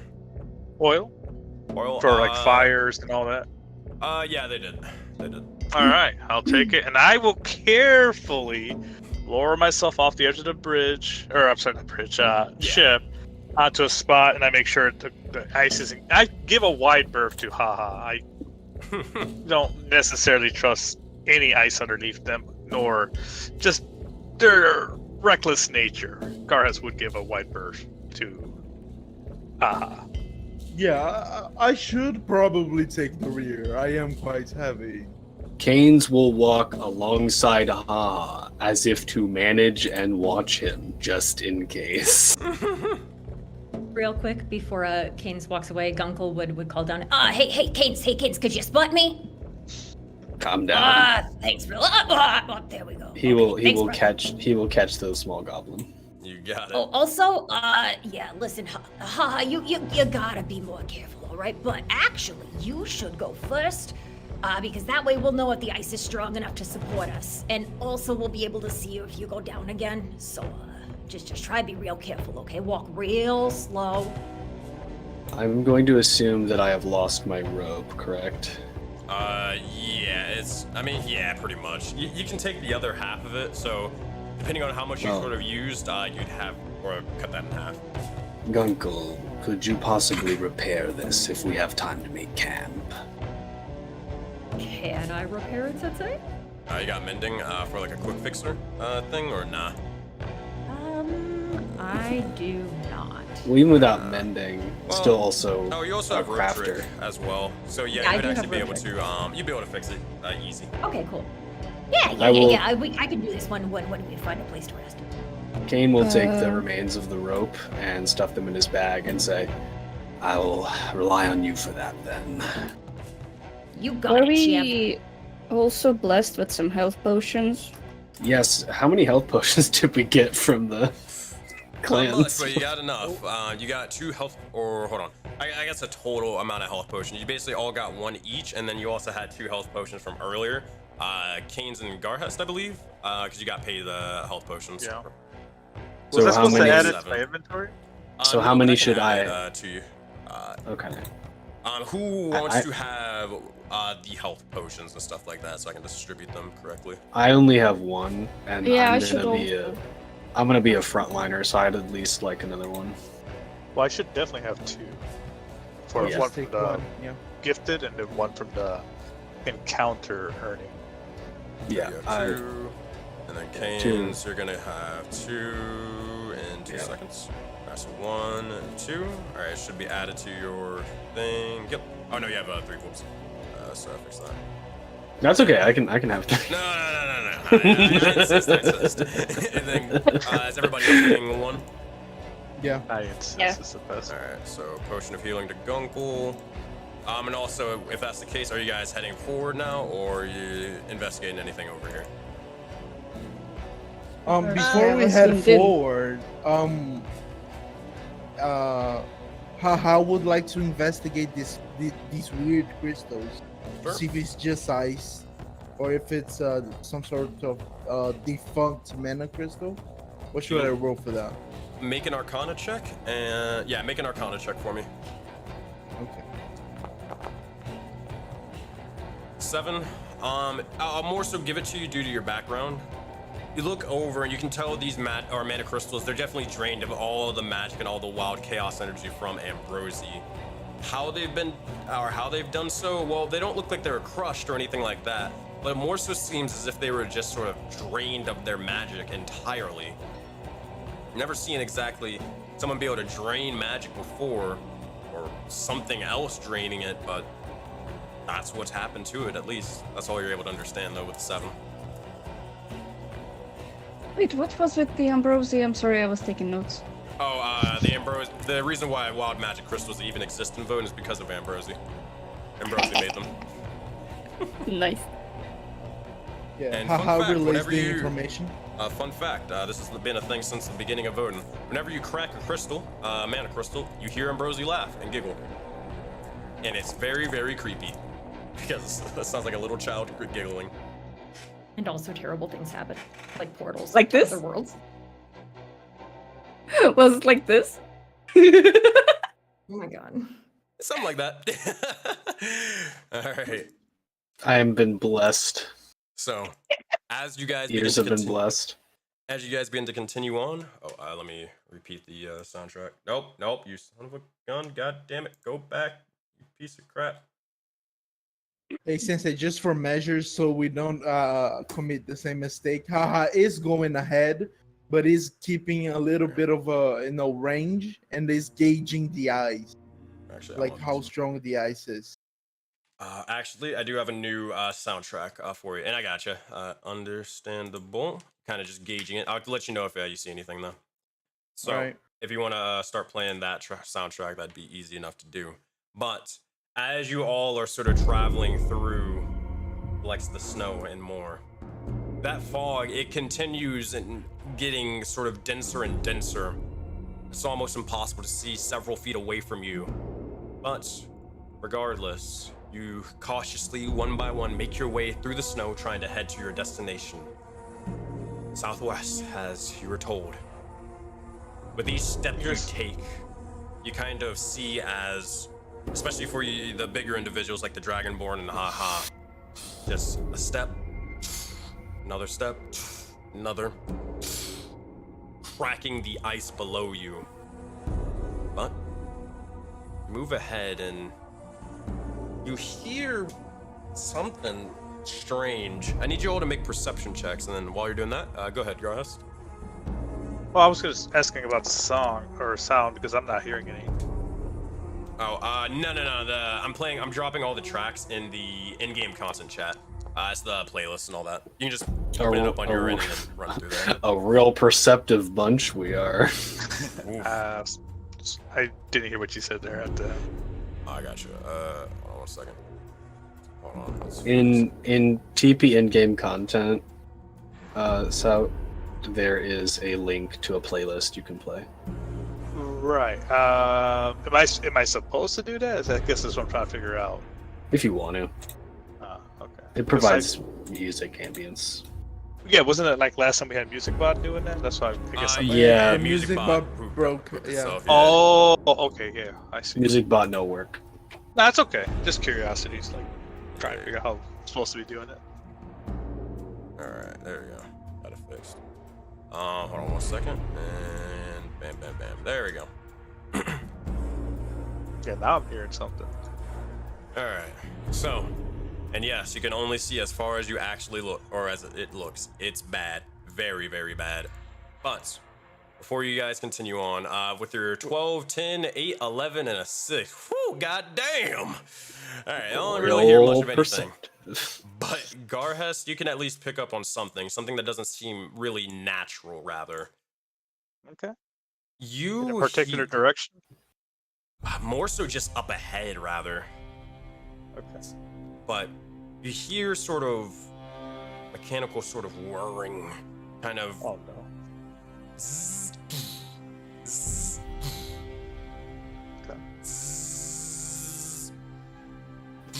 And they're just sort of coming from up ahead and from these sort of shadows, kind of looming about.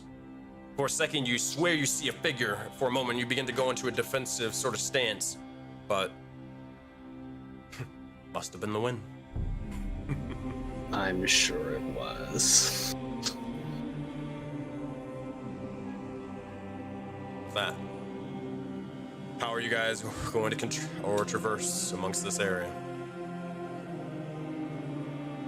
You take the lead as we requested. Lavis, stay near him just in case. We'll follow.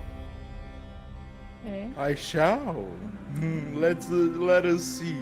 Hahai's being very careful, like gauging the ice and stuff. Easy enough.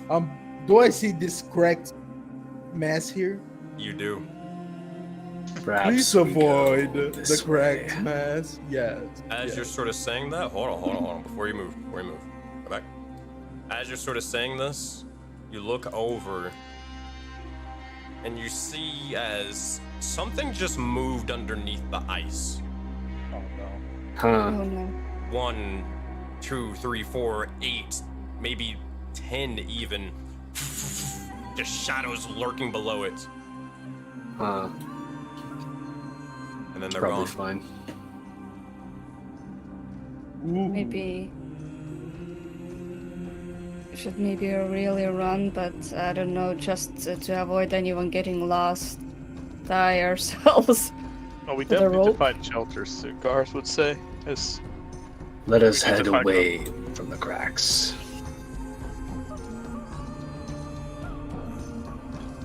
I'll let you guys know if you see something. yeah, Garth is Careful a where you're little stepping. bit, a little bit off to the side. Oh, I'm gonna call out that I see something over here. Not 100% sure, like a fallen boat, perhaps. Got it. As you sort of do so, Lavis, you sort of look over off to the side as you're sort of trailing behind for a second, Yeah. and it seems yeah. just several shadows begin to sort of loom and lurk behind you. And as you're sort of taking each and every single step, first things first, I need stealth checks from all of you. Second thing, Lavis, I need another perception check. Okay. No, not stealth. Spell checks? What? Apparently, I have advantage on it. I did not know. You Oh, said- disadvantage. Never mind. Probably because your armor, if you got it. Oh, stealth. Shane, You said stealth check. Yeah. Stealth check. I still rolled pretty well, so I'll take 18, we'll it. take that. 16, That pretty is good, pretty good. not bad. Not bad, considering all of you when we take everything into account. So that's good. Next thing, Lavis, that perception check, what'd you roll? 7, 7. I think it Okay. was. Yeah. Can we say in canon the reason Gunkel's stealth is a 7 is because he's doing like electric slides across the ice because it's fun? Oh man. You're kind of walking about, and with that perception check, you hear something. And, well, this is what you hear. Come with me, we're gonna go to a magical place called the TP Secrets voice chat. Oh no! Oh boy! Oh boy! Hi, how's it going? Welcome to the Secrets voice chat. Can you hear me? Yeah, I'm scared. You should be. So, what you begin to hear off to the side is this.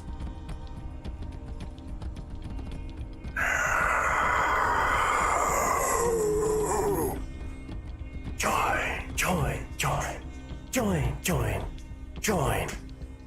Join us! Is what you hear. And as this begins to happen, you feel a thud right beneath you. And you freeze and you stop moving. Just almost out of instinct as you feel that thud. Lavis, we can go back to the other chat now. But Okay. And I'm getting a lot of work done with my book. Very excited. as you Ah. Oh, okay. Okay. Oh, no. Should I be That's- concerned? That's concerning reaction. Okay. Yes. um.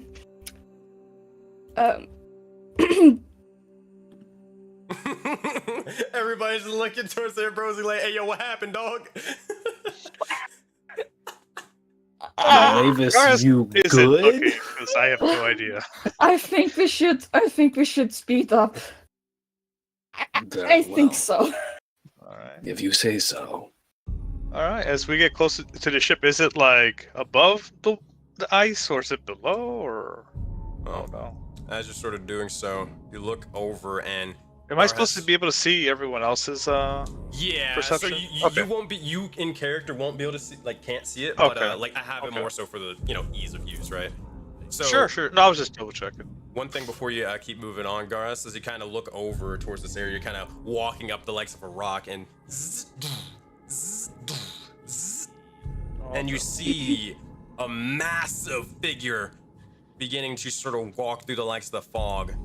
You see as they have these sort of red eye or red light sort of brewing from them as it's just pulsing over and over.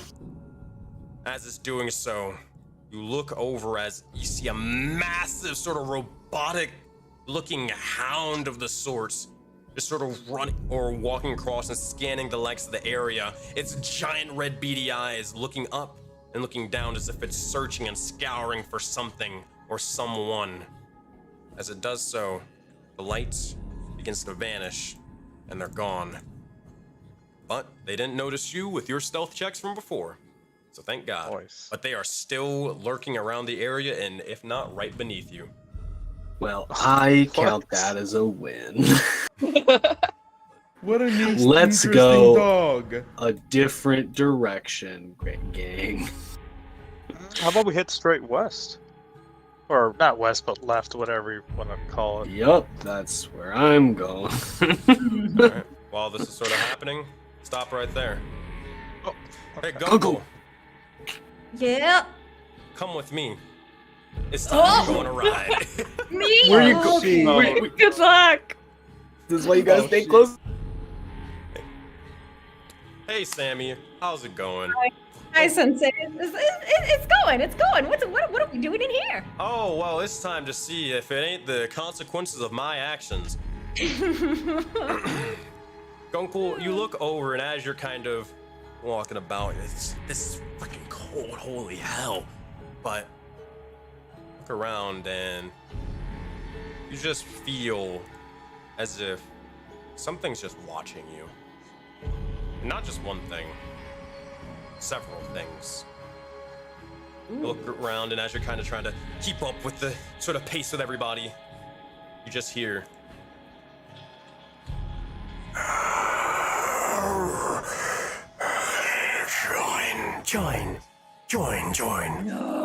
Join us. Make a dexterity saving throw. As you just immediately see just something ripping out from the likes of below you, the ice, you see as two massive astral hands beginning to grab you. With a 24, you kick them off as they try to rip you down and take you into the ice. A huge crash begins to occur, but you're able to sort of dash off to the side. You turn around, the ice is back to normal. Completely frozen over as if nothing happened. Oh God. Okay. Wow. Let's go back. Oh, okay. You're trained, so that helps. I love my Yeah, job, chat. so They can't hear me cool. right now, but I love my job. Gunkel yells out from the fog. Hey guys, we gotta move. Let's get off the ice. We gotta move right now. Let's move. Let's go. Pick up those feet, kids. Let's go. Which I direction? agree. Doesn't matter. Just off of the ice. Well, As you sort of do so, you're sort Keep of a quick pace, everyone. You're sort of I running guess I up. start climbing up here. As you sort of do so, you start climbing up, and it looks like a massive sort of thing before. You look over, and another one of these sort of strange bots are here. And Gunkel, you look over, and you just freeze. As you see each and every one of your companions climbing up this area, and stop right there. You look over towards where Haha the troll is. You know what it is. Make my High eye saving throw. Oh no. I remember Who this. could have Gunkel. thought? It's all God coming back. Damn, man. Ugh. No 20s 19. yet, bro. 19. Give me an echo call, dice. You look over, you look around, and this whole area, this nest that you see up ahead, these robots, these automatons, the ice, the crashing, it all seems familiar. And you hear the likes of a sort of louder and deeper voice of an individual sort of speaking into the likes of your head. They seem confident.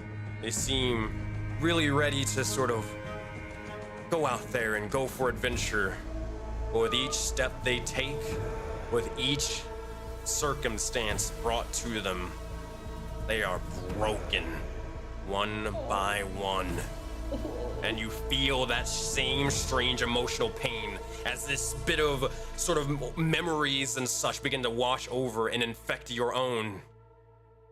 Look up ahead, and everyone else, for the rest of you, you see as, despite this map, you find a massive sort of bird's nest, but it's not made out of just sticks and stones. It's made out of that metal, the gears, the sort of wiring and such that I mentioned before. That is what you see. Okay. But So a good spot for shelter then, right? This little. you look over and, Yeah. this They can't- individual, you have a quick time to react, one round to react, but this individual is heading over towards the area where Haha the troll is. So, unless you want to get spotted, what are any of you doing to prevent getting spotted? We're above it, right? At least the three of us, we're above it. You're above it, but it doesn't mean that everyone else is, and everyone's in a safe space right now. Canes, is there any rocks or loose objects that could be thrown? Oh yes, yeah, there are plenty. Take. I'm gonna scoop up a rock real quick, and I'm gonna punt it down this way, away from us, to sort of make a sound that could distract it. Easy enough. And for Haha is this. trying to Oh, go, climb go. up. You got it. So Canes, Haha's make doing a deception or stealth check. It's your choice. Oh. And then, Haha, as you're trying to sort of climb up as quickly as possible, I need you to make an athletics check for me. Oh. I'm better at one of these. Oh. Oh, baby! Oh That's my a god, nat my 20. rolls today. Baby! With that, yo, Haha, you can take advantage for that little, or that skill check as you throw the likes of the rock, and immediately the sort of automaton wolf looks over and turns its head, and within a moment's notice, it begins to speak, and it begins to say, "Enemy detected. Searching, scanning area." Sensei, I think I'll try to distract it by quickly dipping one of my arrows in glitter, making it really sparkly, really shiny, and I want to fire it in, well, yeah, the same direction where he threw As you the rock. As you do so, you kind of just help aid to the likes of it, and you fire one of the arrows, and eventually you see as the hound begins to look up, sort of looks around for a second, and just sprints off further down towards the south. Canes hops Like a- across to this rock and gestures to Gunkel, and he says, "Come across quick. Let's move." As you do so, Kane, you kind of look over, and you see as Gunkel has those little astral eyes like before. Well, I'm gonna hop across, and I'm just gonna pick him Oh. up, and I'm gonna jump back, carrying him to be as quick as possible. These jumps aren't too difficult. You're good. Yeah, I'm also like really strong. Yeah. Yeah, so I'm just carrying the little guy with me. All right. As you're What starting to is do so- this building? Go ahead. Well, I was gonna Nice say, of like, is some this kind. something that looks like we could take a quick shelter in? Maybe wait out this dense fog and maybe give a short rest to the injured? You can if you wish, but Well, man, This it's still seems freaking like cold. I'll tell you that much. terrible idea. This seems like some sort of nest. I suggest we get clear of it.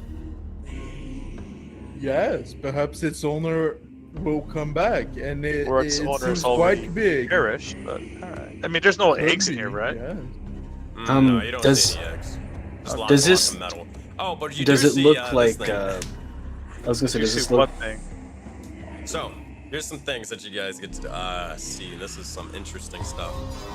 So, everyone, make an investigation check for me. Yeah, perfect. That's What- exactly what I was hoping for. One thing that you do see, regardless of your investigation check, is you see like an altar of the sorts that is, hold on. Oh, it's more so over here towards the north, right over there. It's like an altar, and you see as there are multiple sort of shackles and chains, more so human-sized rather than anything. There's heavy bits of blood, heavy bits of scratches and tears into the area. But what you also see, let's go with these investigation checks. 15, 19, 21, 8. Do I get advantage for my background? No need for this. Where I'm kind of Okay. using just all of you guys' stuff. But Okay. with this, you look down and this branch or nest, the further you get to the center of it, it's made more and more out of metal. And not just that, highly advanced technology, rather.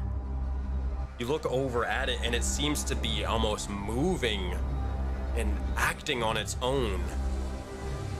And this nest, it almost feels as if it's alive, rather. And those nicks and tears that you see, it's slowly reconnecting itself and sort of busting them off. More so fixing itself in real time. As if it's being, or as if this entire nest is being reconstructed.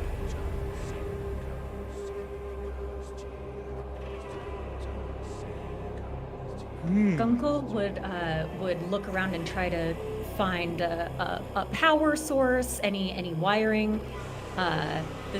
He puts stuff together for a living, so he wants to know how this is achieved. With that, Gunkel, you go 21 on investigation. You kind of look over and around, and this is, look, you've dealt with technology for sure, but this is starting to be almost go to territory that even you're not familiar with. But you're able to pick up some things, looking around for the wires and stuff like that, and it's definitely using electricity rather than more so fuel, similar to the likes of what the Taigans like to use a lot.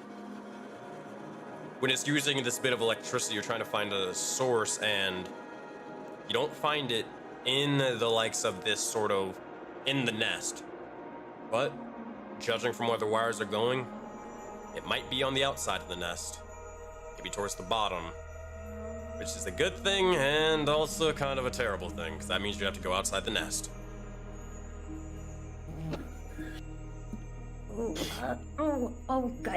Guys, I know we have stuff to do, but this is some tech I've never seen before. Listen, maybe if I can find the power source for it, I think it might be on the outside of the nest. Maybe we could find a way to use this, right? Maybe there's an entrance. Maybe there's a place we can hide. Something we can use to make some heat. Hold on a second. Hold on. I'm just gonna take a look around. Are you sure that's wise? Perhaps it could be dangerous. It could be dangerous, but also we're in the middle of this terrible fog and it's freezing, and there's the other thing. There was some stuff in the ice. This is something I know. You know, if I can figure something out with this, maybe I think it could be helpful. I'm gonna agree with Gunkel. Garrus is gonna look over again to the fact that we have two people not at full strength, and Garrus truly believes that maybe if we wait out the storm a little bit, it may help, right? Conditions might rise, we could see a little bit more. That's what Garrus truly believes. Because the storm wasn't here when we were arriving via boat. It kind of approached us. So, Gunkel, you also think that by tinkering with this altar, you would be able to recondition that machine, and she gestures in the vague direction where the huge T-Rex or something went. mean, I don't know. There's no guarantees, but I mean, if it's mechanical, that's what I do. So you know, this if I could do anything to help with that, this would probably be the best opportunity. Well, it is a nest after all. Sensei, what about, you said that the place was littered with some bones. Any implication as to how these humanoid creatures that ventured here previously died? Not bones, not bones. More so gears, metals, all that sort of stuff. Okay. Still, any implication? More so, well, looking at the area over here, it seems to be that this individual was heavily questioned and not and not to their will, and such. You do notice is there's no blood on the ground or anything like that, but there's no signs of something. There's no signs of the likes of a body, no signs of really much of a fight because the area is sort of repairing itself. Regardless, this is but a mere distraction from the likes of your overall goal. At the end of the day, though, it can be used for a place of rest, and it's up to you on whether you want to determine you need a rest or if you want to continue pushing ahead. Well, Is there if a deck Gunkel... roll to see if the conditions may change in our favor if we rest? Make make a nature check. That's probably the easiest way to do it. Okay. Well, not Or my best. nature roll. or survival, either or. You can use either modifier if you want. Oh. Well, you know, I'll keep it.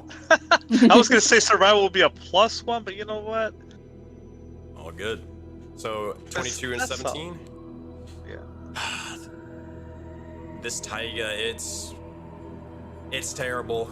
If you want to rest, it's gonna be closer to hours resting rather than just a simple short rest to wait out the storm. This thing looks like it's here and it's here to stay for a while. So, choice is yours. But there's a chance if we wait a couple hours that it might go. We can get better visibility. Could, but also means you gotta Okay. survive for that long too. Yeah, my internet dropped again. I'm back. All good. Basically just saying, if you rest now, then like a short rest, it won't really change much of anything. A longer rest or waiting a couple of hours worth of time, it might change the conditions and stuff like that. But Yeah, you also gives have to Gunkel survive. some time too to figure this stuff out. Oh, also, since I think your screen share on Discord stopped. Oh, let me fix that. My bad. Yes. There we go. I mean, Garhas is also interested in this area, especially with Gunkel's enthusiasm. Either way, at least 1 hour short rest would be beneficial for the two, right? Yeah. They can roll some hit die out of character. In character, again, Garhas wants everyone to be at least at full condition, especially now that there's those mech-like things that are a threat. You know, we don't know how hard they hit. We don't know anything about them, so I've also burned through most of my spell slots. that would require a long rest, though. Yeah, I know. I'm just letting you know. I don't have a lot of magic left. Well, how about this, if that's okay with Sensei out of character? How about we start resting? If we're close to a long rest, but like the conditions are clearing up, maybe we just wait for the full long rest so we get our spell slots and all that back. Sounds good to me. That's what you guys want to Is do. that okay with the group? Like, I don't want to... I mean, Canes will go with the majority of the group with what they want to do. Guessing. He trusts Gunkel's judgment, so if Gunkel thinks it's safe, then he'll believe him. Alright. So, if that's the case, you guys all begin to start gathering forth and beginning your little short rest or however long it might be, biding your time. As the snow begins to continue, more and more of it begins to almost irritate you. But, as this is happening, what's everybody sort of doing throughout their short rest? Anybody? Like, yeah, we'll go down the list. So let's start off with, let's go with Lavis and then work our way up. Lavis, what would you be doing?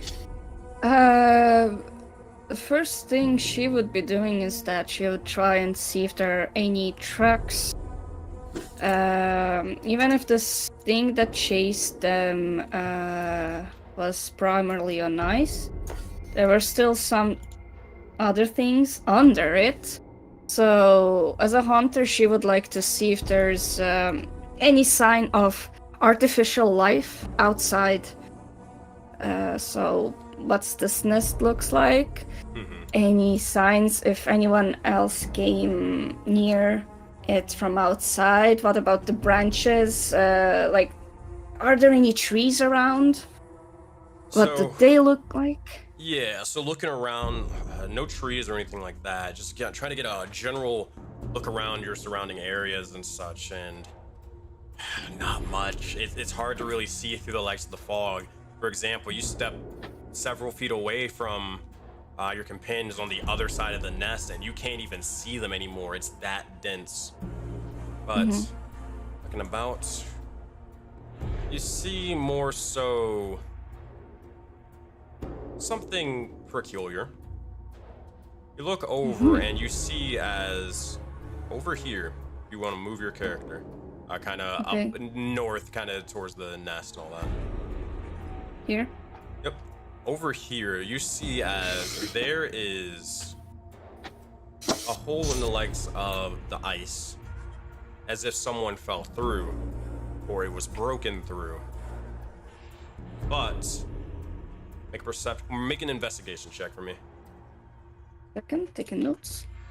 Investigation, okay. Then, most you look over at it, it has this weird, strange astral coloring outside of it. And also on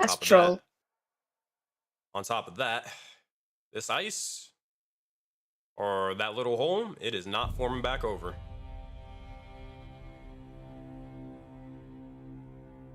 So, not like when Ha fell over and... It was immediately trying to close back. Nope. Yeah. It is just staying there. Okay. Oh my god, oh my god, oh my god, oh my god, oh my god. Anything else? Probably fine. That's it. What you get with the 10. Okay. Also, I would like to pray to Nylia, but I don't know if that's gonna take some... I also have it all written out, but I'm not sure if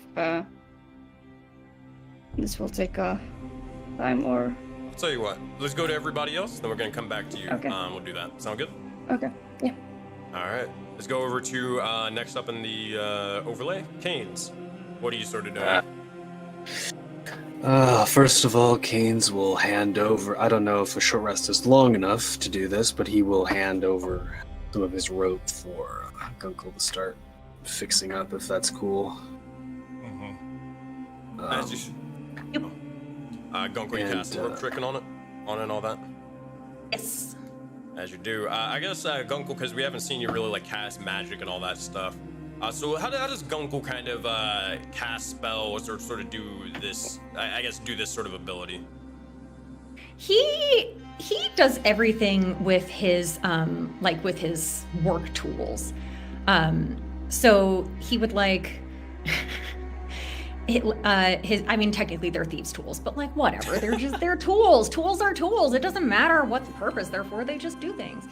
Yeah. He would really quickly, he's been poking around the nest and stuff, but as Keynes hands him the rope, he'll kind of look back at the rope and focus on that for a second, pull out his thieves' tools, pull out his other tools, and in a completely inexplicable and not impossible, but like way that makes absolutely no sense, he just takes his tools, he takes some pliers, he puts on his magnification glasses, he's twisting and he's pulling, and even though he doesn't have like extra rope or he's not tying them together, he's just doing some crazy mad scientist stuff, and then a few minutes later he hands Keynes back the mended rope and puts away all of his tools, and then starts whenever it's the next person's turn, he will start looking at the tech in here.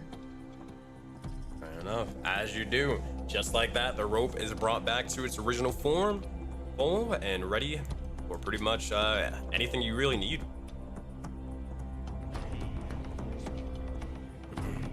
with that, I'd like to picture Gunkel's eyes like super big when he has his goggles on, like bugging out. Oh yeah, absolutely. Like 4 times bigger than like they normally are. I love it. Gunkel, make a perception check for me, and do it with disadvantage because you're working on stuff. It's disadvantage shift. Control. Control. That was. Oh, okay. Come on, Foundry. Okay, I'm just gonna roll it twice. That's fine. 11. 11. You look over and you're kind of just tinkering away, and as you're kind of doing so, you just hear a yeah. Must just be the Nazgul specialty things from afar. Oh well. And you continue just sort of working away. Seems fine. Let's head over now to oh yeah, Gunkel, I guess since we're here over at you, is there anything else that you'd be doing throughout your little break? After he fixes the rope, he would be investigating everything, trying to figure out. I know you said that the power source might be on the outside, so he would probably take his own rope. Or how about this? He would fix Kane's rope and then like go to hand it back to him. And as Kane's grabs onto it, Gunkel would just hold onto one of the ends and tie it around his waist and just start kind of trying to climb over and see if he can figure out where this power source is, just assuming that Kane's is holding on to the end of the rope in case he falls. I'm doing so. Easy enough. Kind of just sort of deuce.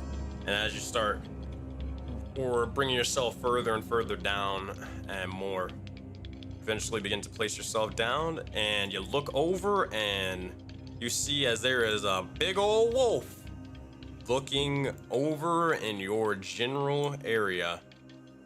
Okay, all right. He would try to back up into the into the branches to Make hide. a stealth check. Okay. Oh, you have a disadvantage for some reason? Yeah, I've got armor. Oh no. With that 5, as you're sort of climbing up, you just climbing before you almost slip for a second, and you just see as a bit of the metal begins to go ting ting ting ting on the ground, it's smashing into the ice. You'll see as the specialties bot will begin to look over towards it, and it will immediately begin to start investigating as it's starting to piece some things together. It looks over towards the right, looks over towards the left, and it's gonna start walking up. While I'm gonna that's do my happening- rock trick again. Well, before that's happening, and while this is all going on, because this is all happening at the same time, a little bit beforehand, what were you trying to do, if anything? Haha was just, resting a little bit. Then he was like, where's Lavis? And he goes to look for Lavis. Darling, where are you? Oh, I see you now. Did you find anything? Look, there's Where? and I point towards the northern side. North side. Do you see anything? Look at the ice. Do I see anything? Make a perception check for me. So regardless, you do see the likes of the hole and such, and the astral sort of coloring surrounding it. But with a 14, you see a little bit more. You look and you notice as something is forming out of it. You notice as the strange bluish light begins to start immediately sort of surging for a moment. You see this astral hand creeping up out of the ice and pulling itself out. You notice as its hands and arms, they're not even really connected. They're only loosely connected by an astral mist at that. And as they do so, you see as another hand begins to make its way. And as they pull, You look for a face before they're gone. Just like that. Oh no. It's That's Jeff. probably We should warn the others. We should Yes, really you see- warn the others. Yes, it's not closing. I assume that Levis did not see anything, right? Nah, She only sees that. Yeah, she only sees that the hole is gaping, and it's not freezing over. When you fell through, when we, the three of us, fell through, the eyes almost immediately began closing. Okay, this thing, it's go call the others. Yes, yes. Comrades, Oh, man. the Jeffs have arrived. You just also the time where Gunkel is just kind of like trying to climb up, Oh and heavens, what's happening over there? you look over and Gunkel, you see as that bot is sort of climbing up, and as you do, you see as it begins to start howling for a moment, and individuals that you didn't see earlier, they're gonna start forming as well. Garhas, make a perception check as well. Okay. So is it safe to say that we at least got a short rest? About that. Okay, okay, I'll take that. Oh, kind and benevolent DM. About that. But you do see Well, this. I never got a Garhas. chance to do what I was hoping to do, but no worries. It's all good. What do I see? You look over and yeah. Oh. Oh Oh. god. Sensei, can I ask something retroactively? I forgot to mention it, but Yes. when I gave my speech on the boat, I got Oh. distracted by the RP. I was meaning to do my inspiring leader feat. That's fine. I can give you that. That gives how much temp HP? 7 to everybody. Gotcha. I will add that in the background or anything. But regardless, Garhas, you look over and you see as something begins to start emerging. You see as it's climbing before it looks, and you see as this massive sort of beast begins to lurk its head all the way over, and it looks down towards you, but you see as its entire head is not normal, not this one. You see as it's slowly tainted by an ever-changing astral light. As you see Oh. this slowly forming, you look over as it begins to speak, and it says this. Enemies spotted. Enemy spotted. They will join us. Oh no. And with Oh that, no. your souls are shackled, and the time for battle is now. It's time to roll initiative, my friends. So wait, short rest, yes or no? No, not yet. Oh, Uh, come on. Oh. Here we By the are. way, 7 temporary Oh, sorry. hit points for everybody. That's a nat one for Lavis with that initiative. Oh, goodness gracious. Can How you add... do you roll initiative? Oh, there So it is. let's go over this. If you look over off to the side, so if it doesn't pop up on the top of your screen with little icons and stuff, that's all good. What you can do is you go to the top right of your screen, click the little 2 swords icons, and once you go there, scroll down, find your character, and then hit the little D20 icon. Can you add the temporary hit points, because I have no idea how to do that on... I Okay. can definitely do that for you. And let me add Nice. these little suckers that aren't, or you don't see yet. Could be better. Alright. To a 7 temp hit points? Yeah, everyone gets 7. It's from my inspiring leader feat. Bam, bam, bam, bam, and bam. Alright. right. Cool. So, Not a whole lot, did but- it go through? Yep, it did. All right, cool. Fantastic. All right, let's roll initiative for these guys. Bam, bam, bam. NPCs. Cool. Oh God, they're rolling hot, and people are rolling not. All right. Everything good? Yep. Seems good. Okay, if you guys will please go to the likes of the in-game content, I'll drop the combat playlist over there. You can play that and sort of throw that sucker on loop if you wish. But right now, your souls are shackled, and it's time for Haha the Troll to take your turn.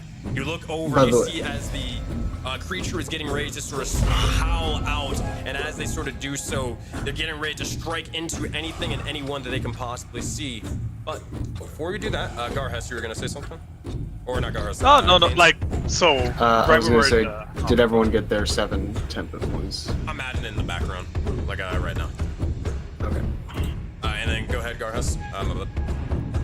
No, it's almost like fitting, right? Because Gar's like, oh, he's like literally working on the shelter. And he's like, hey, you guys can rest. And I look up and I see that everyone is just not utilizing the shelter, and then look over to the left like, oh fuck. All right, so Haha the Troll. Let's start off with your turn. Let's do this. Go for it. Yeah, haha, seeing this, he's like, oh heavens, we might have a fight. And he holds up his mana crystal and he chips a little bit of it. And as he goes into a rage, as he goes into a rage, mana starts to swirl around him. Wait, I need to target rage? Okay. Yeah. Yeah. And I will roll for Wild Surge. Let's go. All right, rolled that is a a 4. big 4. What does that do?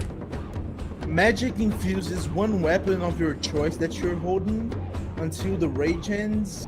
Weapon's damage type changes to force against the light and throwing properties with a normal range of 20 feet and a long range of 60 feet. If the weapon leaves your hand, the weapon reappears in your hand at the end of the turn. You got it. Okay. As you do, you see as the wild magic is sort of flowing around you, and you see as almost this bit of energy is sort of clinging to you. But that is your bonus action, and you do have an action. What would you like to do? Haha will jump from here and just with his maul just fucking go down on this hound's face with the... For some reason, this With thing the- was busted up, so let me fix it real quick. Ignore everything, but I'll try my best. All right, there we go. And One of my, go ahead. never mind. Found it. Go ahead, haha.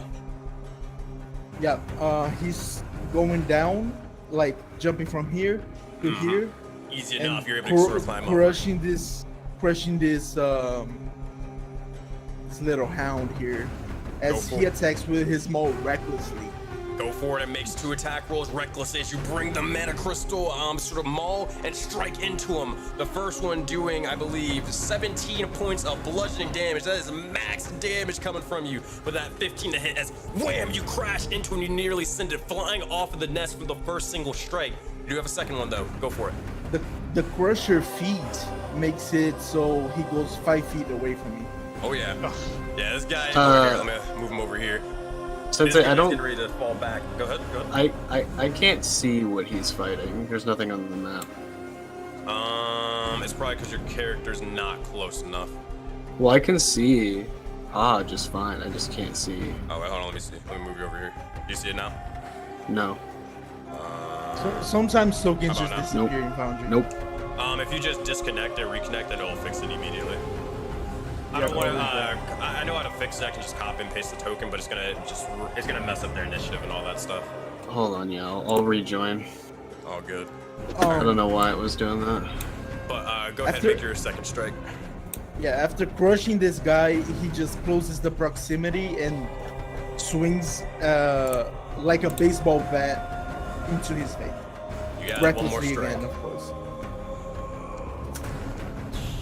Ooh, nearly a 20. That's gonna be an 18 to hit, 16 more points of bludgeoning damage. Just wham! You just crash into it and you nearly send it flying another 5 feet as you have almost bloodied and completely annihilated this creature. They fly back. It's only but once they're a getting turn.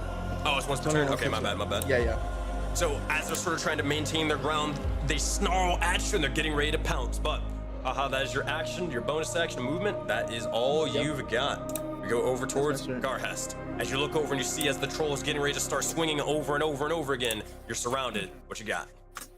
Well, question is there only the one wolf? Because that's the only one I'm seeing. This one over here on the right. Gotcha. You might want to actually hold on. I think it's because it's because you don't see any of them because of the fog right now. You gotta go move around and find them. That's why. Okay, no, I just want to make sure I'm not gonna meta. You know, like no, I would go to the one that I can see, and think that's the only one. I'm like, I'm coming to help, and I haven't targeted, and I believe I just hit. Let me see. I'm sorry, I'm not very familiar with Foundry. All good. I have it targeted with the T. Yeah, that's what I remember. So, after that, you're going to double-click on your character sheet, or character token, and then you're going to go to your inventory, find your little weapon that you want to use, and hit the icon of it. There you go. Good stuff. A 24 to hit and 4 points of slashing damage. You're able to sort of cleave off a piece of it. You do have a second strike, though. Yeah. Thinking about action surging. Oh, I crit on 19th, by the way. You crit on 19th. That is a natural 20, essentially, or a critical strike for 12 points of damage. With that, describe this strike and what it looks like. Well, so I rush over there. The first was more like to get its attention. Like I slash it across the maw, but when it turns to face me, I want to like lop off the tip of its maw. Nice. As you do, you see as it's completely just almost unhinged from you, and you see as the gears are beginning to start short-circuiting and more. But that is your action. You do have a bonus action, and you have action surge available if you want it. I do, and I am tempted to use it. How beat up does this thing is? Can I like kind of gauge it at all? So if you hover over the token, you'll see that it will show like it's badly injured or kind of good or whatever and all that stuff. I mean, we're probably, I don't know. Garhest did not work so hard to build up this, what's the word I'm looking for here? This little shelter to not utilize it. So I'm going to action surge and attack 2 more times. That's what we like to hear. Action surge, 2 more attacks. The first one. Another crit! Let's go! Another natural 19 for 19 points of damage. You strike it again, and you have a final strike. Go for it. Finish this sucker off. Garhest popping off. Oh, is it dead at this strike? Not yet. It's barely sure. alive. Barely. Yeah, I'm just like cleaving bits of its face off every single strike. One more. Come on. Big money. Okay.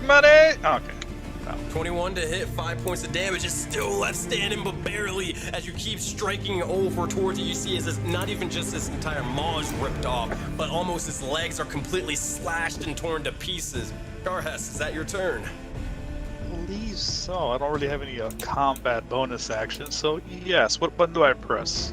Oh, you don't have to press anything. I got it. Okay. All right. Boom. So let's go over to the wolves, and they are not so happy about this at all. Sniff this around, they're going to look over and Lavis, you hear the sounds of battle before rushing over ahead. They're going to just rush over and just almost pounce onto you, kind of backing you into the wall and just starting to bite and tear into you. It's gonna be how many attacks? I have uncanny dodge. I can see them. Yeah, but they gotta hit you though first. This is gonna be your first strike. It's gonna be a 18 to hit, 11 points of damage. If you want to use your reaction, you can uncanny dodge that. Yeah, I'm gonna do that. Yes. All right, as you do, you're able to half it to the likes of 5 points of damage rather than a full 11. Let me give you your HP back. But regardless, they come in like a freight train and knock you down prone for that natural 1 on your saving throw. All right. Yeah. That is their turn. Next initiative. This one over here, they see the likes of the massive sort of giant troll and the dragonborn sort of tearing this guy into pieces. So what they're going to do is they're going to try to rush over towards Garhest, because you're just the closest one. They want to get to the big troll, but they also see that you're also a very, very bad thing for business right now. So fight attack, they're going to do it with advantage because of pack tactics. Okay. 17 plus a lot for 14 points of piercing damage as they almost toss you again, trying to pounce onto you and start ripping it through the legs of your entire neck and flesh. With that 8, you will knock down, or you will be knocked down prone. All right, that is their go. We go over towards Canes. What would you like to do? So, okay, I need to check something real quick. How many feet away from me is Haha and Garhest? You would see as... actually, I don't think your character can see him right now. Yeah, your character actually can't see how far they are. They're two. Okay. I'm gonna move 10 feet. Here. It's not moving. Have I moved yet? Make sure to look in the top left. Make sure you got the person icon selected, and make sure you have select tokens also selected. Oh, joy. Alright. There you go. Alright, 10 feet. Boom. Moving over. As he moves over, Canes looks at Gunkel and he says, "It's time to ride the lightning." And he's going to draw his greatsword from his back with a flourish, and there's a crackle of golden lightning around him as I'm gonna pop my gem flight. Yeah! Hell yeah! And how high are you flying? Well, first I'm gonna scoop up Gunkel before I fly. Fair enough. I'm gonna put him on my shoulder. Alright, easy peasy. If that's the case, because would that count as my free interaction for the turn to put him up there? yeah, I'm fine with that. Alright, then I will also, so I'm gonna grab him. I'm going to fly,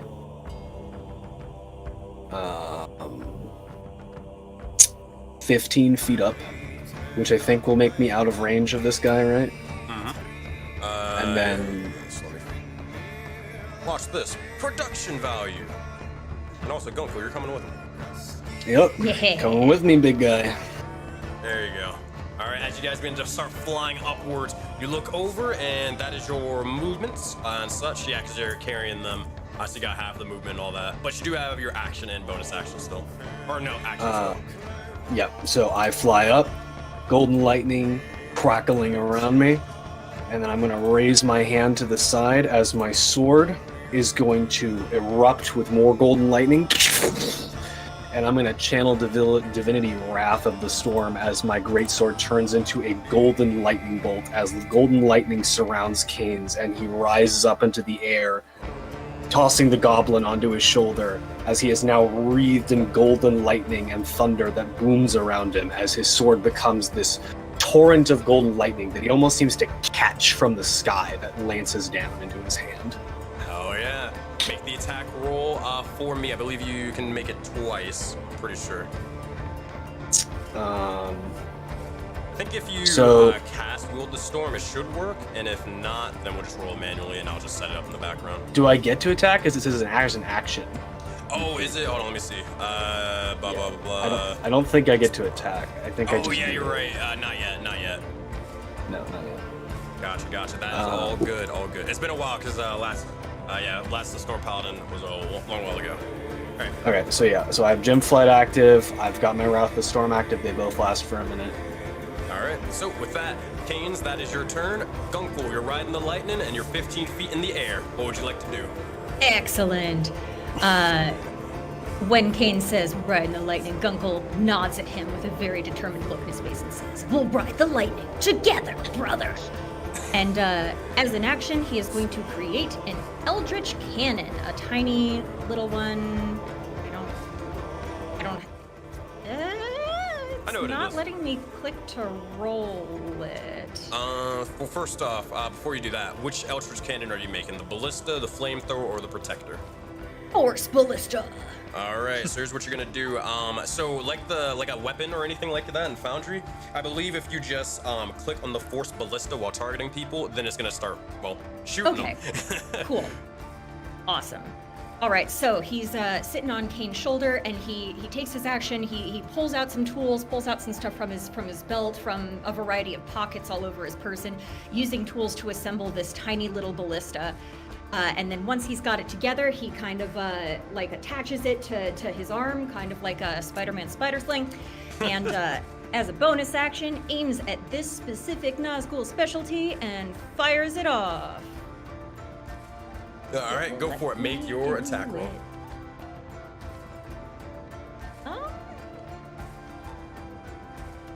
It's saying that I need to target a token, but I am targeting it. Let's see. I'm gonna try it myself. I must target a token before rolling the attack. I do see that. I think if I edit it, if I play around here, bonus action, creature, range, target 1 feet, enemy. All right, I think if I do that, that should fix it. Let's see. Is he a genius? Yes. That works. There you go. Okay, so, oh gosh, you're rolling a lot. So I think the first one was me. And so the second one being you, that's a 25 to hit and 9 points of force damage. There we go, now we got it. As you do so, you see as if strikes into the creature, nearly sending them flying off the rocks, but they're still remaining strong for now. Oh, also I gotta do a couple things. I gotta replace this little guy with the actual character sheet so he can, you know, do stuff. That'd be helpful. All right, let's replace him. Nope, that's another Gunkel. He's multiplying. Listen, you can never have too much Gunkel. Never. I believe it is this guy. Okay, so let's add him over here. And that was 9 points of force damage. Boom, boom, boom. All right, he's good now.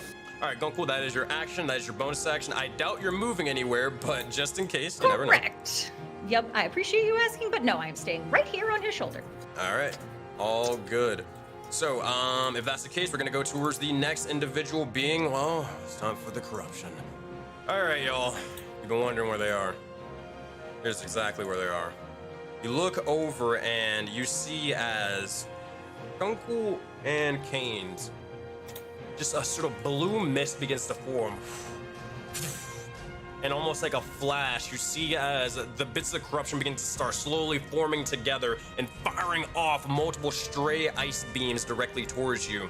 Looking up above, seeing the person carrying the individual, Canes, this one is going to appear as its bonus action and is going to attack you with likes of, I believe it is not an acrobatics check, definitely not that.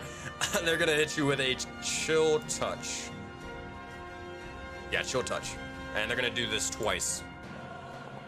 First one's going to be a 12, that will miss. Second one's gonna be a little higher. It's gonna be 19 to hit and 15 points of necrotic damage as it strikes directly into, and you see your entire, or a bit of your chest beginning to slowly turn astral from the blast and beam.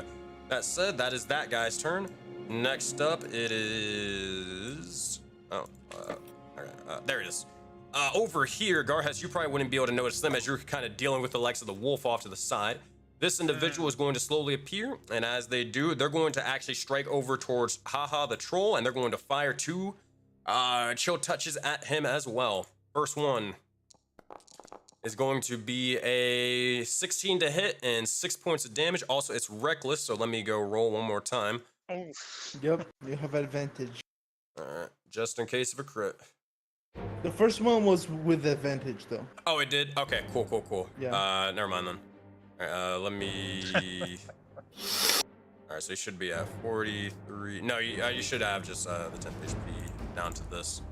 Alright, there we go. Alright, second attack. Sorry about that. As they do so, they're going to still start almost grabbing the little bits of the snow and just sort of tossing it over and trying to strike at you.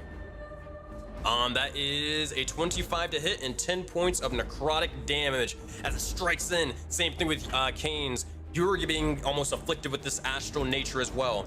That is going to be their action. And the last final guy over here is going to start climbing over off to the side, and y'all are not looking too good.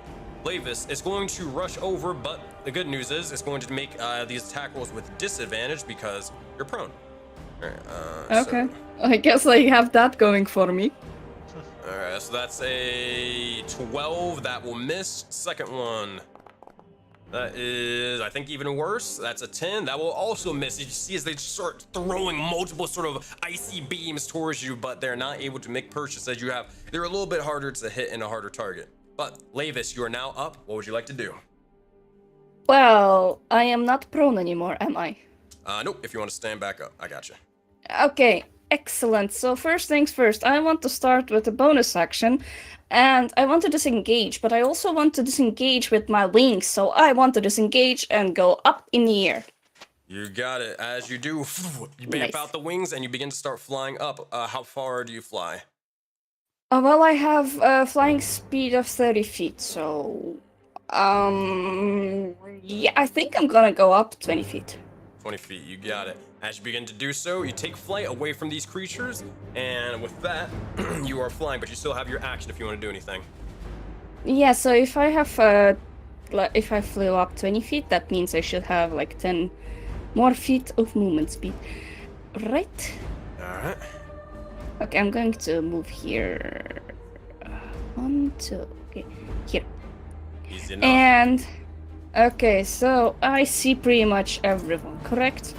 Roughly, I think you can see, you see the wolf that's attacking the Garhest, but you don't see where Canes or Gunkel is. Okay, but, okay, so since there was this guy here, who was it? I am going to shoot. How weak was this one?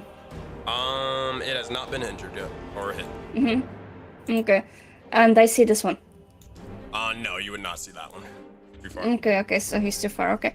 Yeah, oh god, I am in a serious pinch. I've been trying to think what to do. I'm going to shoot this guy.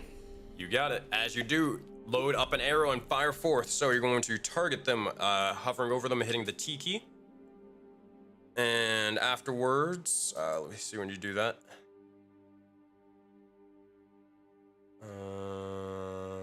Did you hover over him? No, not yet. I'm trying to figure out how to roll here. Oh, no. I'm about to teach you. So hover over them first and then hit the T key to target them. There you go. So now you're going to open up your character sheet by double clicking on your character. Yeah, and then I just press short bow, for example, yes? Mm-hmm. Alright, there you and go. That's nearly do one. Do we also count a sneak attack bonus? Because Yes, you do. I mean, because well, not because you're in the air, but because you have an ally right next to the enemy that you're striking. So 9 points of piercing damage, and this is also for rogues. This is how this works. If you go to your features tab on your character sheet, if you hit sneak attack, it'll roll your sneak attack damage. So that's gonna be 9 plus another 11 points of damage. Shink! Immediately as the arrow strikes into him, it sort of got caught in a couple of gears and is having a bit of trouble moving and trying to act now. But that is your action, your bonus action, and your movement. I believe that is everything you've got, unless you got something else up your sleeve. No, I'm afraid not. I just think that they will be taking, what is it, since I'm a phantom, what is necrotic? You got it. Mostly. Oh, necrotic damage? It won't do anything different, but Okay. I'll keep that in Okay, mind. I see. Okay. All right, so this wolf over here, they're not happy, but look over towards the likes of you all, and yeah, they don't like any of that. So what they're going to do is they will begin to start barking and wolfing and doing other things that you kind of can't understand, because I don't think you guys speak robot or Nazgul specialties. So they're going to instead rush over here, and they're going to just almost volt tackle the likes of Haha the Trolls. They're trying to strike them from behind and try to knock them down. All right, there's going to be a roll with advantage because they have pack tactics. Indeed.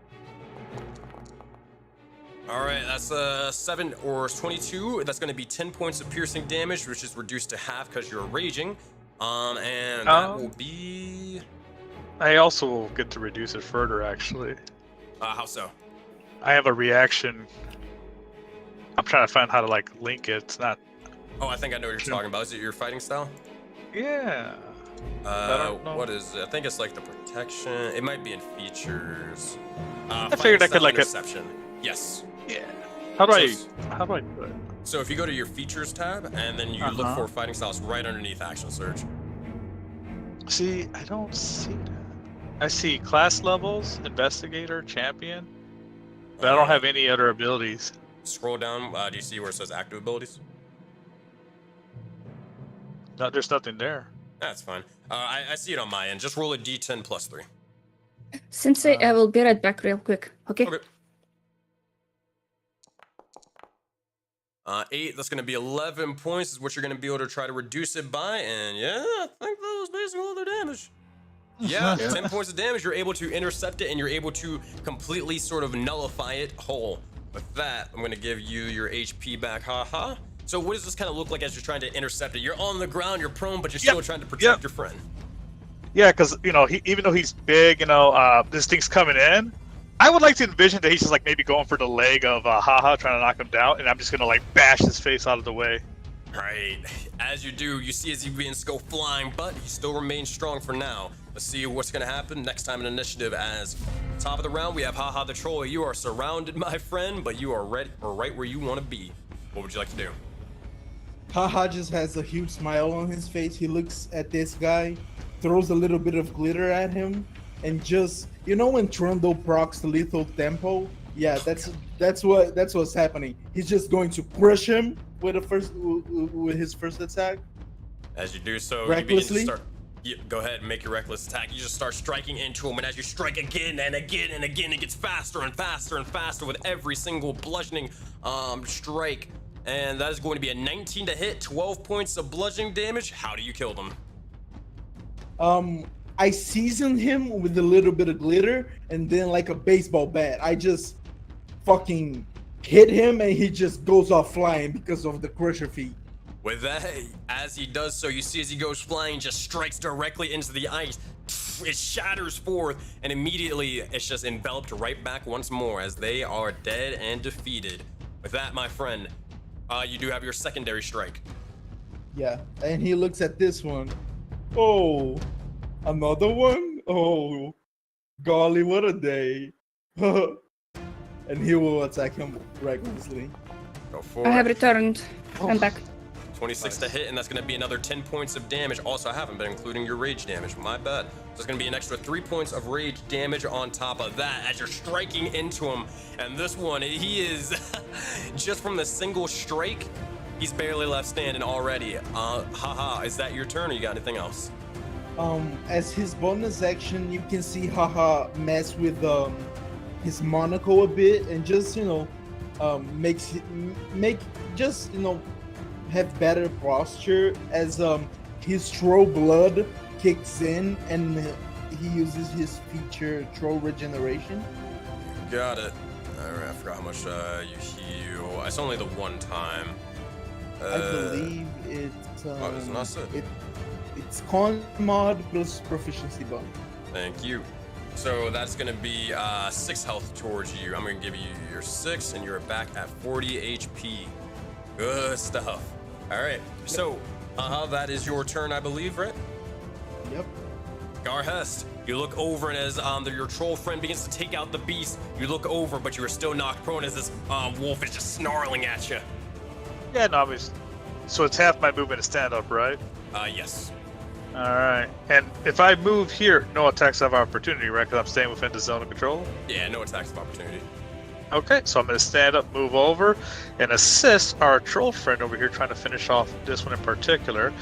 And I'm like giving him a thumbs up with my, my shield hand, but you can't really see it. Just like lifting it. And target, and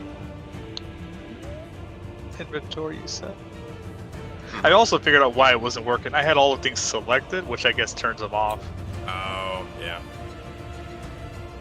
In case anyone else ever has that problem. Oh, no. 11, nah, that won't be able to do it. You strike forth, but this one, he's able to sort of back up, and he immediately rushes over towards you, and you hold your sword up as he lunges directly onto your blade for 11 points of damage. Good stuff. He's still standing, though.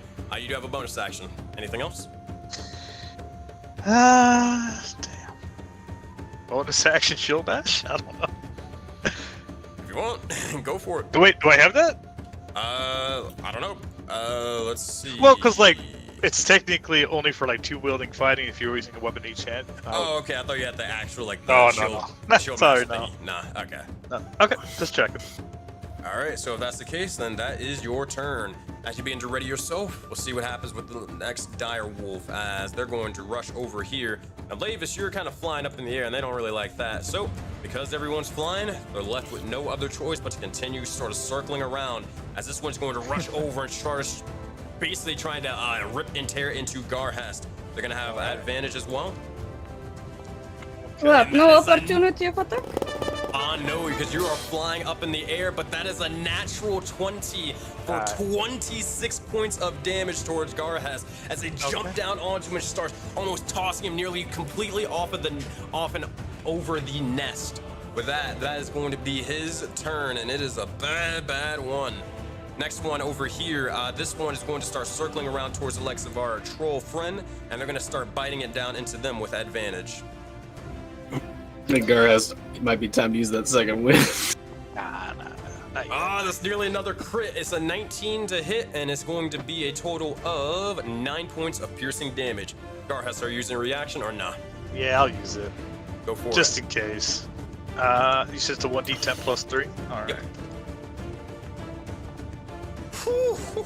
How you deflect this one? Yep. Oh, similar, like, because I'm on the ground again. It's like, I see him going for the leg, and I'm just like, no, I gotta keep this troll standing to help me out, too. Fair enough. As you do, it's not looking too good, but that will be the likes of their turn. We look over towards Canes. What would you like to do now? Flying 15 feet this way. Sensei, I believe this guy got damaged by like a mist roll.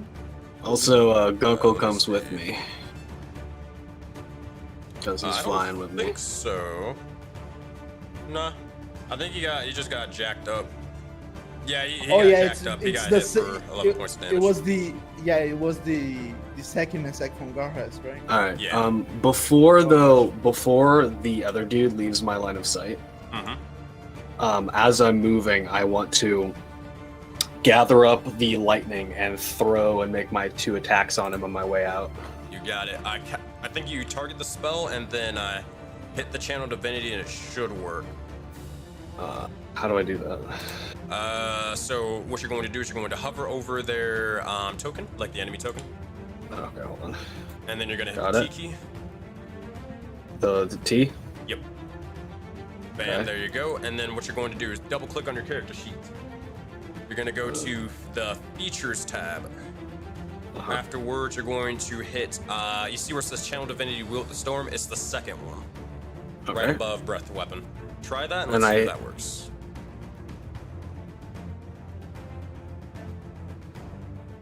I clicked it and nothing happened. Click the icon. I did. It says Channel Divinity Will the Storm has run out of its designated item uses. Oh, I see. Let's see. I think it's because of this thing you might accidentally use it. Edit item. Let's see. Item uses. Yep, I see why. You can ignore that. And you can ignore that. We're gonna save this sucker. Alright, try it again. Okay. There we go. With 24 to hit and 10 points of damage, yeah, I would that dude also- is fucking done. Oh, he died? Yeah, he is dead. They are not that strong. But how would you want to kill them? So, and I still have another attack too. Oh yeah. So as he flies away with Gunkel on his back, to get over to this group, as he's zipping away, he looks towards the guy and he turns, and the golden lightning crackles up around him, and he holds the lightning bolt and he clenches it in his clawed fist, and he focuses on the person. He goes, "How brave of you to face the lightning so directly!" And then he hurls it down at him, and it annihilates him with a flash of lightning and thunder. With that, you see as it strikes into him, there is no body, there are no remains. He just turns into an astral puff of smoke and ash. That's your first attack. You do have a second one. As he flies, he wheels and spins through the air and conjures another golden lightning bolt and whips it down at the one directly below him. Nice. Smite him. So click think I have him targeted.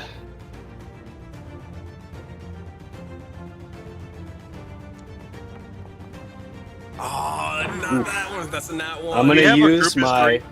I'm gonna Oh. use my DM inspiration. Fair enough. Go ahead and use it. Oh Roll. yeah. That's what we like to see. Nice. That is a Hell 20 yeah. to hit. Nice. 13 points of damage. How do you kill this one? As he blows away the first one, he spins around because he conjures up the second golden bolt of lightning, and he thrusts it down. And from the sky, a golden lightning blade seems to jab down like a javelin and rips through its body and rips it asunder. And as it blows apart, you hear him say, "Come now! Isn't this the fight you wished for? Let me show you more of Heliod's light!" Oh, fuck it, yeah. With that, Canes, that is your action. I think you have a bonus action left. Anything else for your turn? What can I do? And the whole time, by the way, this just golden light and electricity is just crackling around him and on his armor and like off the tip of his horns as well. Hell yeah. What do I have for bonus actions? I don't think I have a lot. Da da da da da.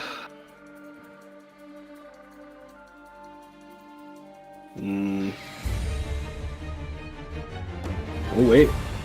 I think I have a 8 spell. seconds.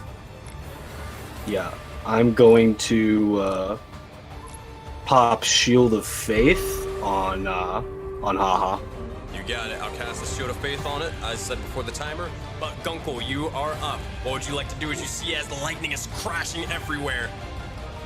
All right, so Gunkel pulls out what is essentially a rod, his divine focus. But it's just a whole bunch of like metal pieces. It's like a big old monkey wrench with a whole bunch of like tech crap like soldered to the side. And it's got all sorts of gizmos and stuff. He whips that out and zombie apocalypse wrench. and through it he will cast Acid Splash, which these two Nazgul specialties are within 5 feet of each other, correct? Mm-hmm. Cool. Okay, so it will hit both of them. I can only target one, but it is hitting both. Oh, of them. maybe they're not, actually. Actually, no, they're not. They're within 10 feet of each other. Their tokens are just that big.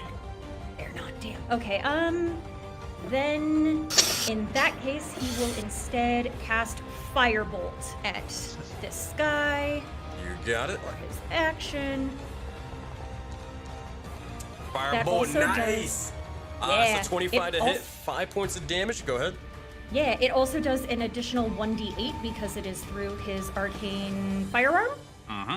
Roll an extra d8. Big damage, big damage. Ah, 2. Goddamn. That's all good because you still got your other sort of Eldritch cannon as you're sort of holding it. You can fire it Yep. off if you wish. Yep, he takes that, aims it at the same guy, and shoots for him. As you're sort There of we doing so, go. there we go. 22 to hit and another 11 points of force damage as you're just Yes. blasting this individual left and right over and over and over again. You see as they're being pelted with the likes of the strikes, and they're almost being blinded from the light from the likes of Canes and also the likes of the fire as you strike them into the eyes. With that, ooh, they're not It looking also good. pushes him 5 feet away. Yeah, this guy's friggin' like he is not good right now. I love the visual of Opportunity just attacks? the visual Not of just opportunity like attacks, 'cause he didn't go willingly. But go ahead, Canes. I was gonna say I love the visual of this golden lightning, fire, and force and everything just flashing out from this beacon as the two of them just fly overhead. Yeah. Yes. I want to say also canonically, Sensei, this is how the two of us escaped that ambush back at the Yep. Beautiful. HQ. This is the tactic we used. All right, so Gunkel, anything else for your turn? Or are you chilling? That is it for me. All right, let's see how much you're chilling because they don't like that, the corruption. So what you will see is, well, Lavis, as this is sort of happening, you'll see as the corruption will begin to slowly just dissipate for a moment. They vanish right from your very eyes, and as they do, remember that creature that was killed not too long ago? You see as this is some fucking strange shit, I'm not gonna lie. Yep. Where the corpse is, you just see as they rip an entire astral hole through them, almost tearing through the fabric of reality, and begin to start slowly grabbing and forcing their way out from the corpse, as they're going to use their corpse stride feature, which is signature for the corruption. As they replace themselves, they will then look over, and oh man, they do not like you up here. Oh. Lavis, they're going to send one necrotic bolt towards you. Chill touch. Dodge. Oof. Can you? I don't think you can. Let me see if you can dodge this one. I'm not sure how uncanny dodge works. When you can see it hits you with an attack, you use your reaction. Yep, you can do this. You can have that one. All right. Yeah. So I'm gonna give you your 8 HP back. There you go. And while this is sort of happening, you'll see as the other individual begins to turn over, fires over there, and then it just fires over towards the beacon of light with Heliod's might. It's gonna strike over towards you, Gunkel. All right. Let's see what it can do. Necrotic or chill touch. Ooh, that's a, you know, it looks up and it immediately gets blinded and it just fires off to the side. All right, that's all that happens for that one. This creature is also going to do the same. It's going to use its corpse stride feature. And now, as it does so, you'll see as it begins to rear its ugly head. And as it does, it's going to walk and take a step, another, and it sees you vulnerable, and it's going to 100% capitalize. Garhest and Haha the Troll, we're gonna roll a good old-fashioned game of rollies, and you're gonna decide who's gonna get hit. Garhest, roll a d20. Haha, roll a d20. Whoever rolls the highest wins. It's the worst game you ever want to play. Okay. I'm getting hit by what though?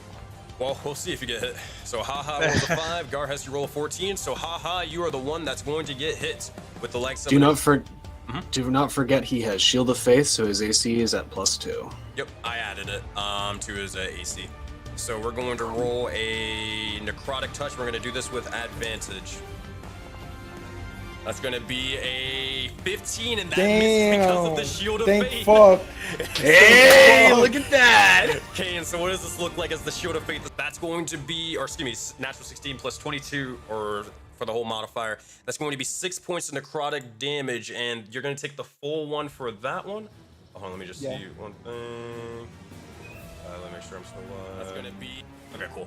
While that's sort of going on, that's going to be their first and second attack. That is their go. And then there's one final, nope, that guy died. You guys murdered, or freaking Kane's murdered him. Levis, you're up. What would you like to do? First of all, wait, so this guy, he's still on the ground, correct? Yes. I don't see the feet. Okay, so I am going to fly over here. I'm going to still remain... I'm going to remain 5 feet above them, keeping my 20 feet thing. What up, homie? Yeah, imagine the duality right now. You two are basically glowing in a holy light, and here I am with my darkness and necrotic personality, and just magics and, you know. The duality of man. Yeah, the duality of man. But unfortunately, I am kind of being low, so I think I'm going to use my health potion, because otherwise I think I'm gonna die. Fair enough. Bonus action, use your health potion. That's going to be 2d4 plus 2.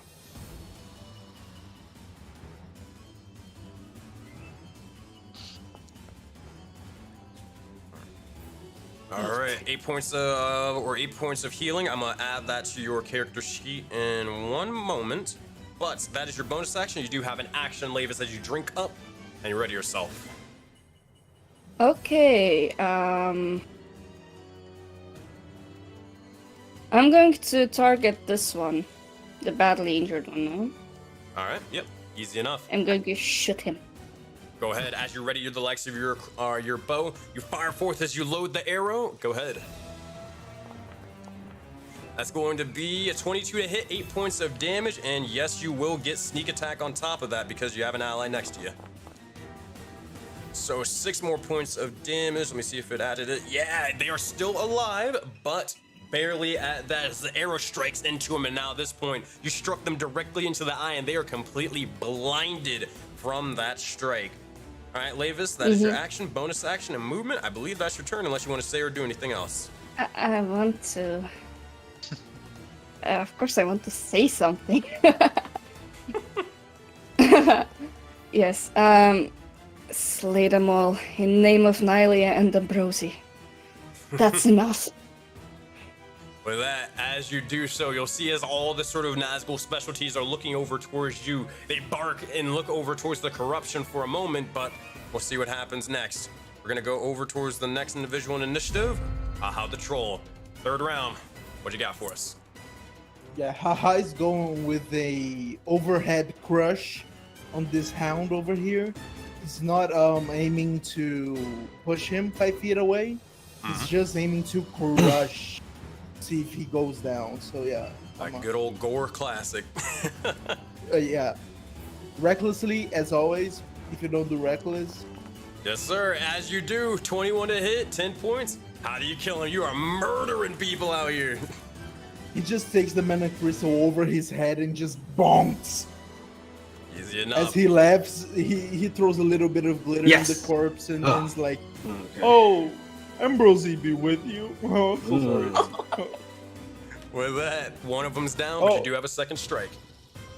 He looks towards the corruption. He's like, "Oh, I never liked the name Jeff. Let's fix that."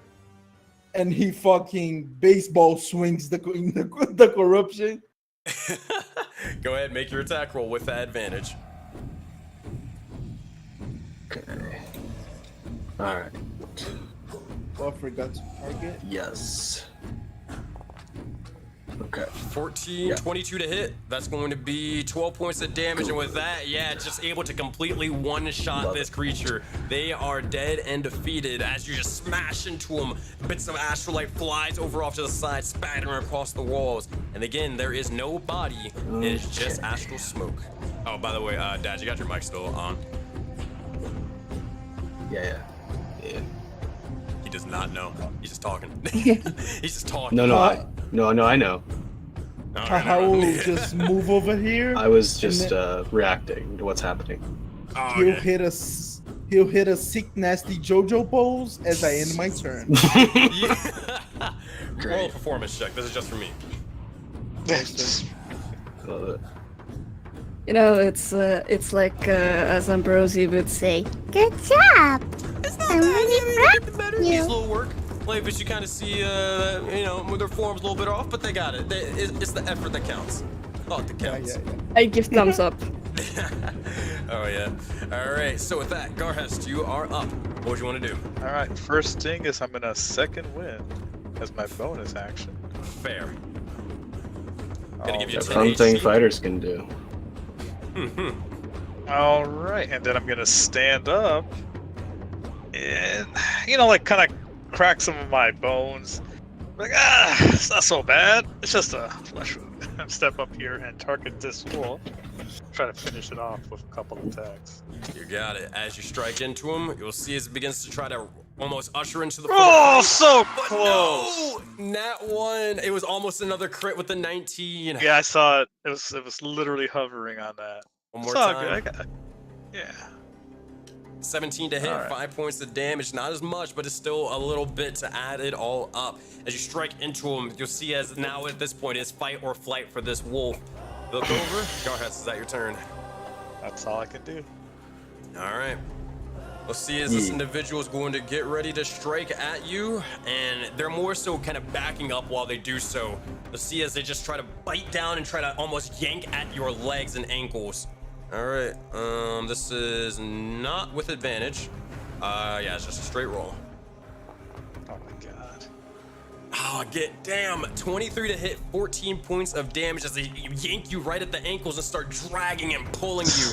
As they do, you're going to see as they're going to start backing up, and they're going to immediately just try to flee out of this situation. Garhest, you do get an attack of opportunity, though. With a disadvantage, though, right? Oh, yeah, you are prone. Yeah, I'm fair. All right, so come on.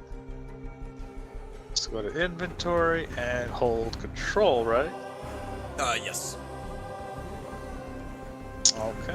18 and a 2. The 8's not going to do it. You try to strike out, but They're just too fast. You'll see as the last thing that they begin to speak and say as they're sort of retreating and data gathered. Nazgul specialties. Uploading data. Uploading data. Uploading. Complete. Well, You will join us soon. And with that, you'll see as his eyes begin to turn from that red light to the likes of an astral light at that. And they're gonna drop down onto the ground over here. As they do so, make a dexterity saving throw before they just fall into the likes of the ice. That'd be terrible. come on, that one. Aw. An 8. Good news. They fall into the ice, but they don't immediately die. Did you he just take hear- fall damage? Nah, not the fall damage. More so, they're about to take freezing damage and nearly just die. You look over and you just see as they kind of make their little grand exit, and you just hear a crash right outside of it. All right, I'm gonna mark them as frozen with the frostbite and more. All right, we're gonna have to make a Constitution saving throw and all that stuff. And Canes, you are up. I rolled a nat 20. Screw that guy. Don't clap. Don't clap for them, Foundry. What the hell? All right, go ahead, Canes. Fuck you, Foundry. Boom, 15 feet. And I'm gonna fly over there, Gunkel on my shoulder. And I'm gonna deliver the pain. Here comes more lightning. As you do, make your attack. Will the storm? Oh, so close to a Nice. 20, but an unnatural 20 for 14 points of damage. Just an explosive blast, and they are completely annihilated and overkilled. So as Canes rockets down towards them and they conjure up another golden lightning bolt and jab it down, you hear them say, Prepare to face the storm's wrath! Holy shit! As it happens, you look over into corruption. They see and feel fear for a moment in time. And with I that, fucking jump. you do have a bonus or second attack. is there anybody in that I can see? You know where the Nazgul specialties went, so you can go fly after them if you want, but you don't see them. at the moment. Yeah. I did use 15 feet of movement to move. I am carrying Gunkel. Is that still only halved when I'm flying, or? It is halved and such. I'll tell you what. Okay. Make an athletics check. We'll see what we can do. Give me another 15 feet, yeah. Yeah. Alright. Luckily, I am good at that. Hey. 23. I'll give you the 15 feet as you sort of dash ahead, trying to fly a little bit, push past your limits, and I'll say you move right about over here, a little bit more. Okay. Whoa, not that far, not that far. That's only 15 feet. Alright. Right over here, like a little bit past Garhest. You can kind of still see him. It will be made with disadvantage, but you can still at least try. Alright. More lightning. Another lightning bolt. Here it comes. All or nothing. Make that attack roll as the yellow electricity begins to form up around your entire arm. 8 and a 4. Gonna take that 10. Sadly, you strike over towards them, and it's not enough as it just collapses sort of the rocky structure off to the side. McCain, is that your turn? I believe so. That's all I can do. All right. Gunkel, you are up. You're 15 feet in the air. You're struggling to kind of see them at the moment. So if you can figure out a way to see them better, then you'll be good. Could he put down his big magnification glasses? Big magnification. Like I was imagining that they're the kinds like what was it from like National Treasure where it's like multiple lenses that you can kind of like move up and down so you can get like the if you're doing something like really close like jeweler stuff or I'll tell you what. if you I'll tell you what. Mhm. Make a perception check. Beat the DC I have in mind. I'll let you make straight rolls with it. Okay. What about You know advantage what? for Fuck seeing it. a weakness? For a 20, man, I'll give you advantage on these strikes. Go Hell destroy this yeah! guy. As you begin to Awesome, hold all it right. and focus, you just sort of adjust for a second, and immediately you see where you need to strike. Yep, he flips all the lenses so he gets it perfectly in his sights. He's upset. This mechanical creature, he wants to study it, and it is not running away. So firebolts. All right, 13. And So that- that's 21 for a total and of that 6 gets- points of fire. Go ahead for your The D8. 1d8 because it's through his arcane focus, his big old monkey wrench with shit strapped to it. Ooh, this guy's not looking good at all. One more strike is what you need. You have advantage on this final shit. thing. Yep, he aims the force ballista strapped to his arm at this guy and lets it go. Come on. One more time, because you have advantage. One more time. Oh, that's right. Big money, no whammies.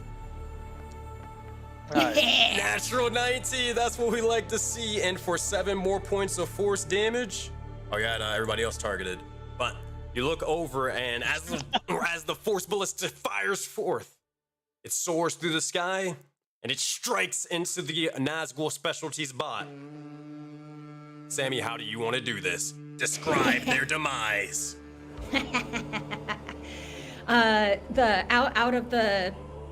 Out of the force ballista, the light shoots out. It's crackling with somehow inexplicably different colors of electricity kind of like winding around it, and it shoots like right at the back of its neck as it tries to run away, and hits like maybe like one of its power packs or like some fuse or something, and short circuits it, which that sparks fly everywhere and just explosion, and then it's down on the ground, face down on the ice. Nice. And with that, it remains defeated. And Gunkel, you, my friend, the final kill. And with that, you look over, and it seems to be that the enemies are no longer. However, Lavis, make a Yes. perception check for me.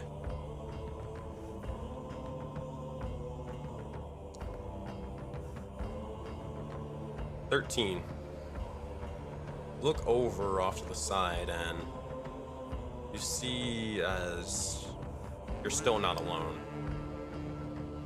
You look and you see as there's another figure approaching. You see as they're sort of climbing off to the side, climbing up over here. What do you do? Gentlemen, I think you're far from over. Look, over there. And I point in that direction. Haha, fucking jumps. As you do so, you look over and you see a massive hulking figure. And as they do, they seem to have this massive maw with strange sort of fangs, almost. You look over, and though they're not as big as you, haha, they're still massive in their own right. You look over, and it's almost, they have this sort of blinding white light about them, an eye patch, for eventually your sight adjusts, and you see the individual, they have their hands up, but holstered is a massive great axe. As you see this individual. Whoa, whoa, whoa, whoa, whoa, whoa, whoa. I'm friendly. And you see on the palm of their hand a blue swirl mark, I don't see. marking them can't as see. Oh, now I have to move up a little bit just to see. Can we move? Yeah, you Like- can. But as you okay. see this individual, you see the blue swirl mark, marking them as soul bound. And that is where we will end today's session. All right. Oh my god. I James think is just getting lore dumps on lore dumps. Don't stop. So say you remember how you were saying like, oh yeah, I'm gonna go do this and go see how them. Like, about that, you know, they're not really there. Sensei? You know? Sensei is the bear person another of Ambrose's, godchildren, or however you would refer. Technically, yes. Yes, they are. Well, actually, no. Well, not actually, No. yes. Well, it's a whole thing. You'll see why later. It's a whole complicated mess. Oh my god, Oh, so by proxy, would that make Haha and Ambrosi religiously related? We'll talk about it. Alright. I'm gonna go break I'm down gonna the put stream my- and get out of here, dude. Are gonna put my outro you my real- half? Are you my half bear brother? I'll be right back. Thank you, everybody. It's been great. Thank you. So thank you everybody for everyone who was able to tune into the likes of the stream today. You guys were freaking awesome, a fantastic audience and more. We had a lot of or people over on Twitch. We had a lot of people over on YouTube. So I'm gonna see if there's any subs or super chats and all that stuff that happened during the likes of the stream. It was very, very much appreciated. I don't think we had any super chats or anybody became members, right? I mean, hey, if you want to become a member right now, support Aurora or support what I do, if you thought it was a freaking awesome session, then hey, be sure to do so. I'd really, really appreciate it, but again, it's completely optional. You guys are freaking awesome, but we're not done with the likes of D&D this week, as tomorrow we have the likes of Greed of Garthanon, featuring the Fearsome Four in the Forbidden Expanse, the Desert Campaign, and that's going to be airing live tomorrow at 5 p.m. Eastern Time. So hopefully I will see you guys there. Be sure to join the Discord. Be sure to apply if you want to join in the likes of Project Aurora as either as a player or either as a dungeon master. And you guys have a fantastic rest of your day. And with that, I will see you guys next time in Voden. Bye, y'all. And here, you know what? I'm going to throw you guys the starting soon screen for those of you guys who missed it earlier. Go crazy and enjoy yourselves.